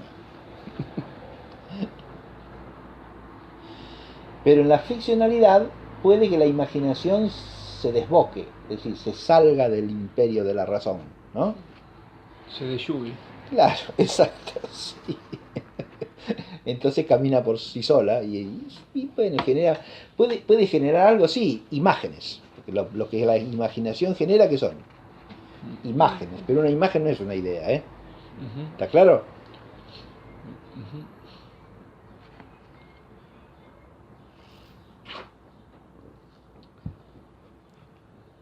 Cuando usted habla de idea, siempre es factiva. Las máquinas voladoras de Leonardo da Vinci son más imágenes que diseños factivos. ¿Se entiende lo que dijo? ¿Por qué? Y porque eran irrealizables y no podían servir para lo que pretendía. ¿Está claro? Usted le mete a un tipo una refarmazón de madera para que vuele como si fuese un pajarito. Y de roble. No puede, sí, es imposible. O sea, no puede volar así. Entonces, usted puede llamar visionario, nada. Es decir, eso es una imaginación mucho más que una idea factiva o productiva. Él, por supuesto, se esforzaba porque fuese una idea factiva, ¿no? Y por eso estudiaba mecánica y todo. Es decir, él no es que no tuviese la conciencia de lo que es una idea factiva a diferencia de lo que es una pura imagen, ¿no? Pero en algunas cosas no llega a forjar ideas factivas, ¿me entiende? Porque no tiene el conocimiento suficiente para hacerlo. Y como es un pintor, sí tiene imaginación, obviamente, sí. Y capacidad para plasmar en dibujos lo que imagina. Eso sí. Eso en alto grado. ¿Se da cuenta? Entonces. Pero ¿hasta qué punto eso es un diseño? Y no, un diseño propiamente dicho, mientras no sea una idea realizable o factible, no es una verdadera idea productiva o factiva. ¿Se entiende eso? Bien. Sí. Porque va contra principios básicos. Exacto. Nada, no porque no esté muy evolucionado. Ojo, lo que le pasa a Leonardo en ese caso le pasa hoy día a muchos arquitectos, ¿no? Después claro. viene el ingeniero y le tira el proyecto abajo. Porque ¿usted qué quiere hacer acá? Existe en su imaginación únicamente. Esto no lo puede hacer nadie. Claro. Había una imagen de una escalera, la vio, habían hecho una escalera los albañiles, se ve que el arquitecto les habría dado rienda suelta para que hagan libremente. Y la escalera le habían hecho que daba al techo, o sea, te chocabas la cabeza contra el techo, porque no habían dejado espacio, no sé. Claro, si uno seguía subiendo la escalera, chocaba la cabeza contra el techo. Sí, no tenía no había salida, por dónde pasar. No había salida, no. Una cosa rarísima, si será cierta esa cosa que aparece. No, pero a veces es el diseño del arquitecto el que genera eso, no es culpa de los albañiles. Claro, por ahí lo siguió muy... ¿Pero por qué? Porque el arquitecto diseña, hace un dibujo imaginario, pero no está pensando lo que está, no es una ratio factiva. ¿Está claro? Claro. Es una escalera sin apoyo, ¿no? Es una escalera de caracol de 15 metros, así. Mire qué linda que queda acá. Sí, pero viene el ingeniero y dice, pero eso no se sostiene. Claro. ¿Dónde está sustentado? Claro. Y no, ¿por qué sustentado? Y pero, dijo, si usted no lo sustenta, no se mantiene en pie. Entonces, pero es linda, sí, a usted le puede gustar mucho, pero esto no se puede hacer, ¿no? ¿Está claro lo que digo? Es decir, hay un realismo básico de la idea factiva que implica un arraigo en la realidad.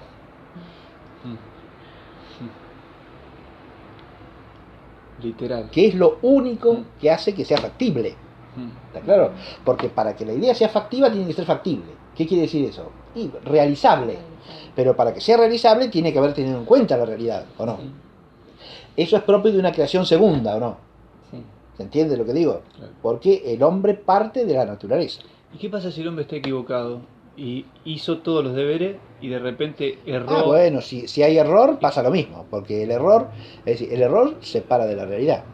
O sea, lo mismo que la ignorancia. No se da en ese caso, era incorrecta. Es una idea factiva con error, o sea, fallida, claro. No llega a ser una... No, falla porque tiene introducido un error, Claro. y el error separa la inteligencia de la realidad, ¿o no? Claro, Y claro, es lo mismo que la ignorancia. Produce el mismo efecto. claro. ¿Se ve? Sí. Ya sea la ignorancia, ya sea el error, desconectan a la inteligencia de la realidad. ¿Se entiende? En lugar de unirla a la realidad, Claro. la desvían, la separan. Claro, no está el saber hacer. No, porque no hay saber primero. Claro. No hay saber de la realidad. Hay error. Esto es lo que hay que entender, ¿no? Dicho esto, fíjate, la ideación entonces necesariamente es realista, ¿o no? Sí, señor. Y realista en un triple plano. A ver, primero, porque tiene que partir del conocimiento de la realidad natural siempre. Segundo, porque tiene que partir del conocimiento de la realidad de la cual la cosa a producir es instrumento. ¿Está claro? Y tercero, porque tiene que tener en cuenta todas las condiciones reales de factibilidad de la cosa a producir. ¿Se entendió eso o no? Y advertir dónde no funcionaría. Y dónde no puede... Esto así como lo estoy pensando no se puede hacer. Claro. O aquí no lo podemos hacer. Claro. ¿Está claro? ¿Podría repetir la última? Voy a decir, la reja tiene que ser de hierro. Sí, pero nosotros no tenemos hierro. Bueno, entonces hay que diseñar un arado cuya reja no sea de hierro. ¿Se entiende? De hierro no disponemos. Realmente de hierro no disponemos. ¿Se entiende? Entonces no puedo hacer un arado con reja de hierro. Hay que pensarlo con un arado, con la reja de madera o de lo que sea, ver que tenemos que buscar un material que nos sirva como sucedáneo, cuál es el mejor posible, etcétera, etcétera. Pero nosotros, porque fíjense, esas son las condiciones reales de factibilidad. ¿Está claro?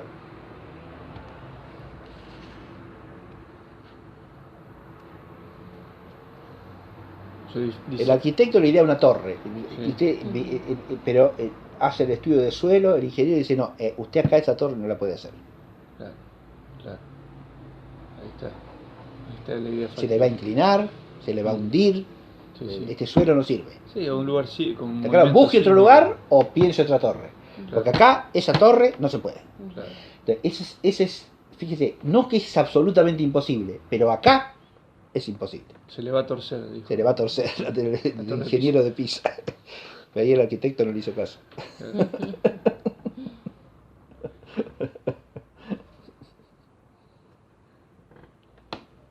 No se hacían estudios de suelo ahí. No. Para el turismo le vino bien. Para el turismo le vino bien. El campanile inclinado, ¿qué va a ser? Y es precioso, es una torre bellísima. La catedral, todo es bellísimo. ¿En Pisa? Es hermosa la catedral de Pisa. Es una obra románica espléndida. El románico italiano es magnífico. Porque cuando uno dice románico piensa en cosas muy austeras, ¿no? Pero así son el románico francés y el español, pero el italiano no, porque el italiano tiene mármol por todos lados. Afuera, adentro. Es espléndido. Es lujoso. Eso es. El románico italiano es hermoso, pero es otro tipo de románico. No es esa sobriedad que tiene las estructuras pétreas del románico español o francés, ¿no? Que son mucho más austeras en su estructura y hasta en su decoración, ¿no? Pero en Francia hay algunas estructuras románicas que son bastante recargadas decorativamente, como la de Poitiers, la catedral de Poitiers, pero en Italia siempre son muy espléndidas. La catedral de Pisa, después acá no tengo el libro, pero abajo se los muestro. ¿Qué hora estamos? Discúlpeme. 1:30 van a ser. ¿1:30?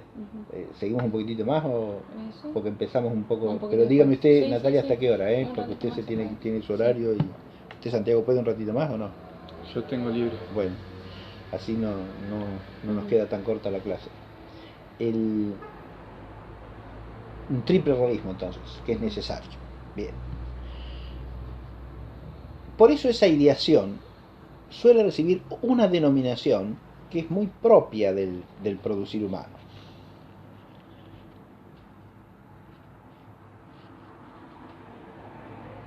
y es la de invención.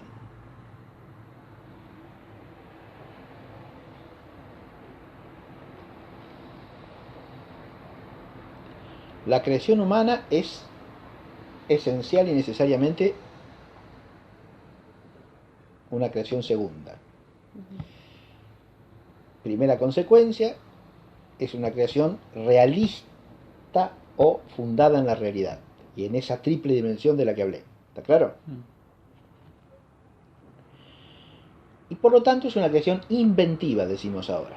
¿Qué quiere decir esto? Hay una palabra que nos hace una trampita. Inventar, ¿no? Que lo malentendemos en castellano corriente. Porque recuerden que invencio en latín no significa otra cosa que hallazgo. Y el hallazgo es el término de una búsqueda, ¿no? La invención no es una... se le encendió la chispa y lo inventó. No es, claro, que da la idea esa de que lo creó de la nada, ¿no? Lo inventó. A nadie se le había ocurrido, ¿no? Fukuoka. No es así. Es inventiva la poiesis humana. ¿Por qué es inventiva? Porque es un hallazgo. Es un hallazgo racional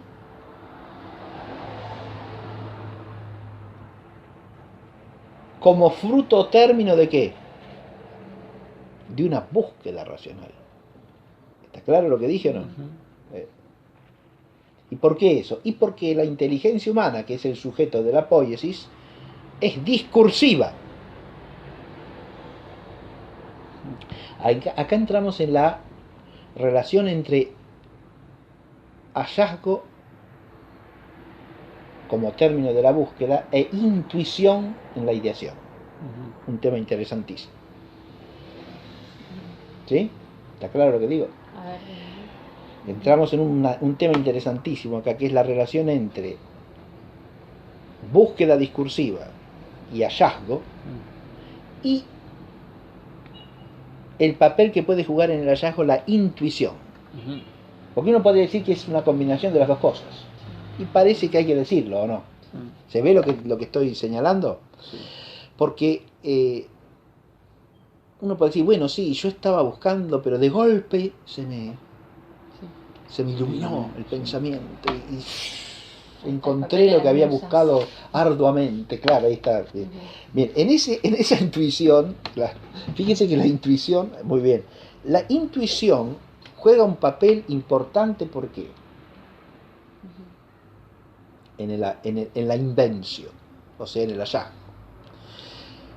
El hallazgo es confluencia, diría yo, de dos cosas. Por un lado, de la búsqueda racional. Eso tiene que estar siempre. ¿Está claro lo que digo? Claro. Si no hay búsqueda racional, olvídese, usted artista no es, mijo. Si usted se va a sentar a esperar que le venga la intuición, pero hay un conocimiento por nada más que la intuición, ¿qué artista es? Eso es un cara dura. Conocimiento con naturalidad no hay también, y ahí depende la intuición también un poco. Allá vamos a ir a eso. Muy bien, puede ser, sí, cómo no. En algunas artes eso, no en todas, pero claro, eso existe, sí, claro que sí. Sí. Eso es así. Eso sobre todo fue un papel importantísimo en la literatura.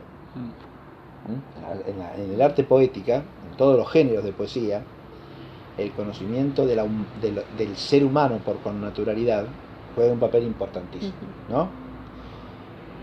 Porque fíjese, un dramaturgo, por ejemplo, no puede crear personajes verosímiles si no tiene esa intuición fina de la psicología de las personas, ¿no? Tiene que ser una cualidad suya, sin la cual, cuando hace un personaje, el personaje es una mascarita, dice, ese no puede existir nunca, la realidad es un inverosímil por completo. ¿Qué está haciendo? ¿Qué está escribiendo este tipo? ¿No? En cambio, cuando usted se encuentra ahí con una personalidad que podría ser real, es porque hay una capacidad intuitiva en el autor, ¿no? Respecto de lo que es la naturaleza humana, que combina rasgos en el personaje que son perfectamente posibles en la realidad, ¿no? ¿Se entiende? Sí. este personaje se parece a la tía Margarita, este otro se parece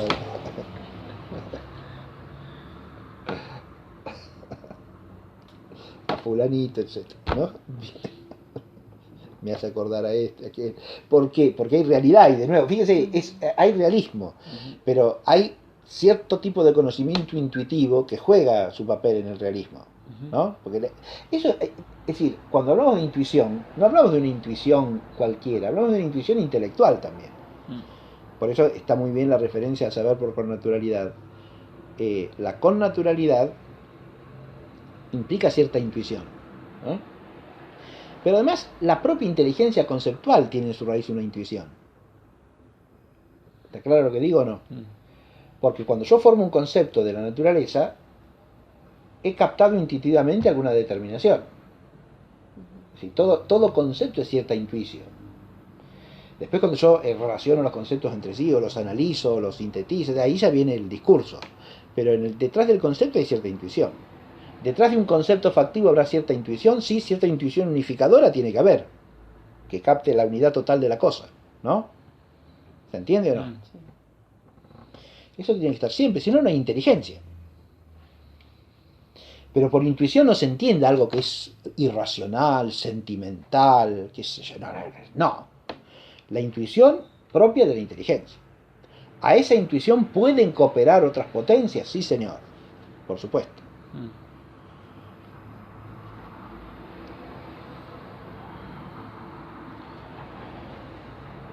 Estamos hablando siempre en el plano de la inteligencia, no de... Siempre. Sí. Siempre. La Bueno, intuición intelectual, a eso estoy refiriéndome. ¿Sí? Ciertamente que sí. Pasa que la inteligencia humana lo abarca todo también.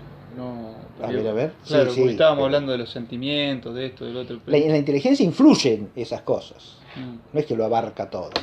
A ver, no sé lo que quiere decir. No, que en el hombre, ¿qué Sí. hay que no pase por la inteligencia, quiero decir? O sea, porque decimos, No, por ejemplo, sí. lo sentimental Sí, a o lo ver. espiritual, decimos, como va a haber una iluminación. No, ahora voy a decir algo que tiene que ver, que ya que hizo alusión a las musas Sí. acá, Natalia. Pero la intuición, en cuanto que es humana, es algo propio de la inteligencia.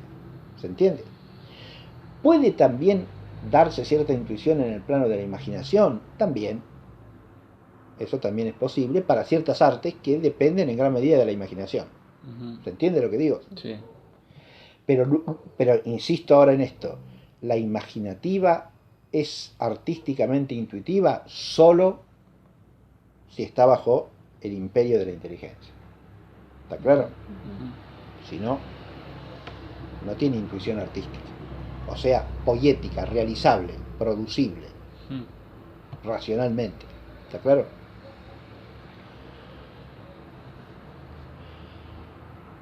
Si usted habla de la ideación de una obra pictórica, por ejemplo, parece claro que la imaginación visual cumple cierto papel ahí, ¿o no? ¿Está claro? Que un gran pintor tiene intuiciones en las que entra la imaginativa, ¿o no? Y sí, pero ojo, bajo el imperio de la razón. De modo que la intuición tiene que ser al mismo tiempo intelectual e imaginaria, no meramente imaginaria. ¿Se ve lo que digo? Porque si fuese meramente de la imaginativa, sería una imagen generalizada de algo y punto.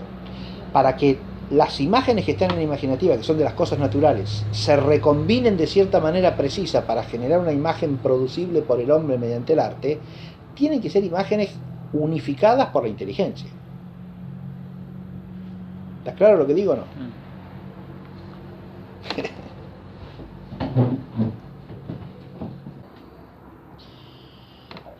Usted dice, bueno, hay una intuición acá. ¿Qué es eso? Mire, si usted se pone a estudiar realmente el cuadro, lo que descubre es que este diseño, lo que tiene detrás es un trabajo intelectual enorme, arduo en extremo. Ahora, que ese trabajo intelectual vaya acompañado de la imaginación, y por supuesto, si no, no sería un pintor, mijo, porque si es nada más que trabajo intelectual, escribió un tratado de teología mariana, ¿sí? no hace una pintura. El tipo es pintor. Entonces, obviamente que ese trabajo de la inteligencia tiene que conectarse con la imaginativa visual para generar una imagen visible, ¿no? en el pensamiento, que es lo que él quiere producir mediante la técnica pictórica. ¿Está claro lo que digo o no? Pero la estructura del diseño está pensada, no está meramente imaginada. De la imaginación nace eso. ¿Cómo es la imaginación? Y fíjese usted, yo le decía, para eso hay que estudiar el cuadro y que si usted le dice... Dice Arcángel Uriel. Ese nombre no es revelado, ¿no? No, viene de los apócrifos. Eso. Porque toda la escena en realidad viene de los apócrifos, porque se supone que es un encuentro entre el niño Jesús y San Juan el Bautista, ¿sí?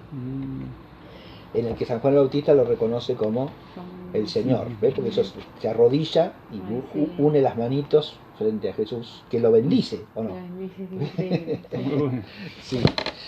Pero hay una pregunta, ¿por qué está en un plano más bajo el niño Jesús que el Bautista? El Bautista es el adorante y el niño Jesús es el adorado. Está claro que este es Dios y este es un hombre. ¿Está claro? La Virgen María es la que lo lleva a la adoración, ¿o no? Porque va por delante. Como madre de todos los creyentes está pintada. Pero si usted no entiende esto, ¿qué ve? Qué bien que pintaba este tipo. Sí. Pero esto es una imagen con sentido cristiano, no es cualquier cosa. ¿Y por qué está por encima? ¿Por qué está abajo el niño? Porque como el icono es mariano, ¿no es cierto? La maternidad de la Virgen, ¿a qué misterio está ligado? Esencialmente, y al misterio de la encarnación del Verbo, ¿o no? ¿Y la encarnación del Verbo es un abajamiento o no? ¿Qué dice San Pablo? Siendo de condición divina, no hizo alarde de su categoría de Dios, sino que se anonadó a sí mismo tomando la condición de siervo. ¿Está claro? Y lo que quiere representar es ese abajamiento de la divinidad, ¿no? Eso es lo que está representado aquí. Pero al mismo tiempo muestra que este es Dios, ¿o no? Porque es Él el que bendice, ¿o no? Y el Bautista está de rodillas delante de Él, y con las manitos unidas, ¿no? Orando ante Él. Y él señala al Bautista, el arcángel señala al Bautista. El arcángel, muy bien, correcto. ¿Por qué el arcángel está señalando al Bautista? ¿A quién mira el arcángel? Al público. Al espectador, y le dice al espectador, hagan como adoren al niño. ¿Ve? Por eso el arcángel está señalando al Bautista. Si usted... Sí, sin todo eso no sé. Sin todo eso, ¿qué ve usted? Y no ve nada. ¿Ve? Veo que es oscuro. ¿Cómo se llama esa Virgen? La Virgen de las Rocas. De las Rocas, exacto. Sí. Muy bueno. Bien. Pero todo esto para plasmarlo en la pintura lo tuvo que pensar el hombre, ¿o no? Si usted dice, ¿este diseño qué es el fruto de la intuición? ¿De qué intuición? Hay mucho discurso racional detrás de esto, ¿o no? ¿Se entiende lo que digo? Ahora, para llevar a la unidad de una imagen todo esto, ¿tiene que haber cierta intuición unificadora o no? También. Por eso digo, la invención implica, por un lado, búsqueda racional, ¿no? Y por otro lado, cierta intuición unificadora. ¿Está claro o no? ¿Se da en el caso del arado eso o no? Nosotros hemos visto las partes que contiene, pero el que idea el arado tiene que tener una idea del todo, ¿o no? Que unifique, porque las partes son funcionales al todo. Claro. Si yo no tengo la idea del todo, ¿cómo pienso las partes? Claro. Es imposible, ¿no? Claro. Una cierta intuición del conjunto tiene que haber. Después, al discurrir sobre cómo lo voy a hacer, ya empieza la búsqueda discursiva, ¿o no? Sí. Para que este todo se pueda realizar, tiene que tener esta característica, esta otra, este detalle, este otro detalle. ¿Y la intuición? Eso ya no es intuitivo, eso ya es discursivo, ¿o no? Sí. ¿Y la intuición es con respecto al todo o con respecto al propio objeto también? Siempre con respecto al todo, con respecto a qué objeto. Claro, porque, a ver... No, yo llamo intuición, la intuición de lo que hay que producir, es decir, de la obra a realizar, es la captación de la unidad. Del conjunto, del todo, digamos así, siempre del todo. Claro, una intuición para que encaje ese objeto que quiero realizar, pero aparte, digo, el propio objeto que quiero realizar. Sí. como no puedo, dice Santo Tomás, conocer la esencia ni de una mosca, ¿no? ¿No hay también cierta intuición en ese saber hacer? Porque... A ver, no lo entiendo. Claro, la intuición no es también para el propio objeto, al no poder conocerlo en profundidad y No, completamente. pero, a ver. Está dando la iluminación de entendimiento. No. No, sí, Primero, ya no primero fui que nada, para- escúcheme. Lo de la esencia de la mosca no se aplica a las cosas que no son materiales, ¿no? Que ni la esencia de una mosca. Es cierto que nuestra inteligencia no capta adecuadamente la esencia de la mosca, pero capta cosas que son esenciales a la mosca. Y las capta bien. Por ejemplo, que la mosca es un ser viviente sensitivo. Por esencia. Que yo no capte cuál es el especificativo último del ser mosca, eso puede ser. Pero eso es porque es un ser natural. En el ser artificial no se da la misma inadecuación, ¿eh? Porque el ser artificial depende para existir de la inteligencia humana, ojo, ¿eh? No le aplique a la esencia naturalmente existente, que depende para existir de la inteligencia divina, y por eso siempre tiene algo que trasciende a la inteligencia humana. Y eso es lo que hay que aplicar Claro. a la esencia de la cosa factible, porque esta depende para existir de la inteligencia humana, no de la divina. Está bien. ¿Está claro? Sí. Entonces se ve la distancia, ¿no? Entre una cosa y la otra. El conocimiento que entra en la cosa a producir puede ser perfectamente una intuición del ser total de la cosa, porque ahora el ser total es un ser que depende de mi inteligencia, no algo que está más allá de mi inteligencia. No me refiero al ser del misterio representado acá, que ese sí que trasciende mi inteligencia, porque no solo depende de Dios, sino que además es de orden sobrenatural. Claro. Pero eso lo capta solamente por la fe, ¿no? El artista en este caso, no por la inteligencia sola. Pero eso ya sea el significado de la obra, no a la concepción de la obra misma. La cosa a producir no es el misterio de la encarnación. La cosa a producir es una pintura de la Santísima Virgen María con el niño Jesús y San Juan el Bautista, ¿no? ¿Está claro? Ahora, la intuición de eso, ¿qué es? Es la visión o la intelección, o mejor dicho, las dos cosas a la vez, la intelección y visión imaginaria a la vez de ¿qué? De la unidad del todo. Recién ahí capta. ¿Y cómo voy a disponer las figuras estas? Esa intuición no necesariamente viene de entrada, porque puede ser el fruto de muchos ensayos. Se pone a diseñar, a dibujar, podría ser así, podría ser así. Ahí está la invención, que es fruto del hallazgo, el hallazgo que es fruto de la búsqueda, ¿no? Ensaya, a ver, podría ser así, podría disponer las figuras de esta manera, está por acá, está por acá, está por acá. La figura central es María, porque es un icono mariano este. ¿Está claro? Eso es lo que le encargaron. Para un retablo de una iglesia, creo que era franciscana, en Florencia. Lo pintó. Entonces le pidieron una pintura de la Virgen María. Entonces, pues, la figura central, ¿quién tiene que ser? Y la Virgen María. ¿Estamos?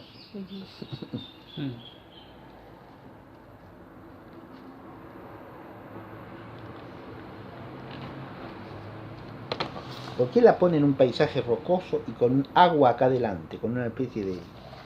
¿ven? Un tanque ahí, un ladito.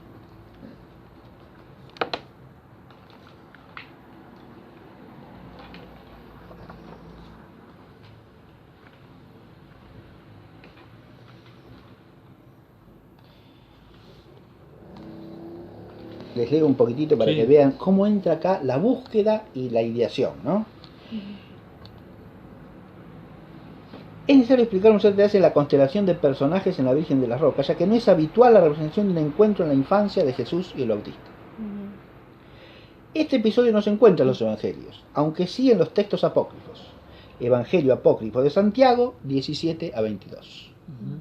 ¿Está claro? Se van los números 17 a 22 del Evangelio apócrifo de Santiago, que es uno de los más leídos en la tradición cristiana. De ahí está el tema de los tres magos, por ejemplo, ¿no? Esto aparece también en el apócrifo de Santiago. Gaspar, Melchor y Jovellano. Con su nombre propio. Eso es del Evangelio de Santiago, ¿sí? Bien. En este se incluye una descripción de cómo María y Jesús, durante la huida hacia Egipto, encontraron en el desierto a Isabel y San Juan. Sobre este episodio de la huida y posiblemente sobre la base de diversas vidas medievales de santos se basa la reunión de personajes de la obra. A estas mismas fuentes se debe también el paisaje rocoso e inhóspito del cuadro de Leonardo, ya que el paraje de reminiscencias alpinas sugiere un lugar de aislamiento y retiro, un lugar desierto. ¿Sí? No es una ciudad, no es un lugar humano, es un lugar puramente natural, ¿no? Resalta así Leonardo una vez más el aislamiento del paraje, acentuado por las formaciones rocosas desperdigadas en segundo término y a lo lejos. Queda entonces la gruta dividida en dos espacios amplios y abre vistas a un paisaje montañoso envuelto en brumas y luz. Entonces, todo esto está pensado, está ideado. Claro que si no dibujó cualquier cosa, ¿no?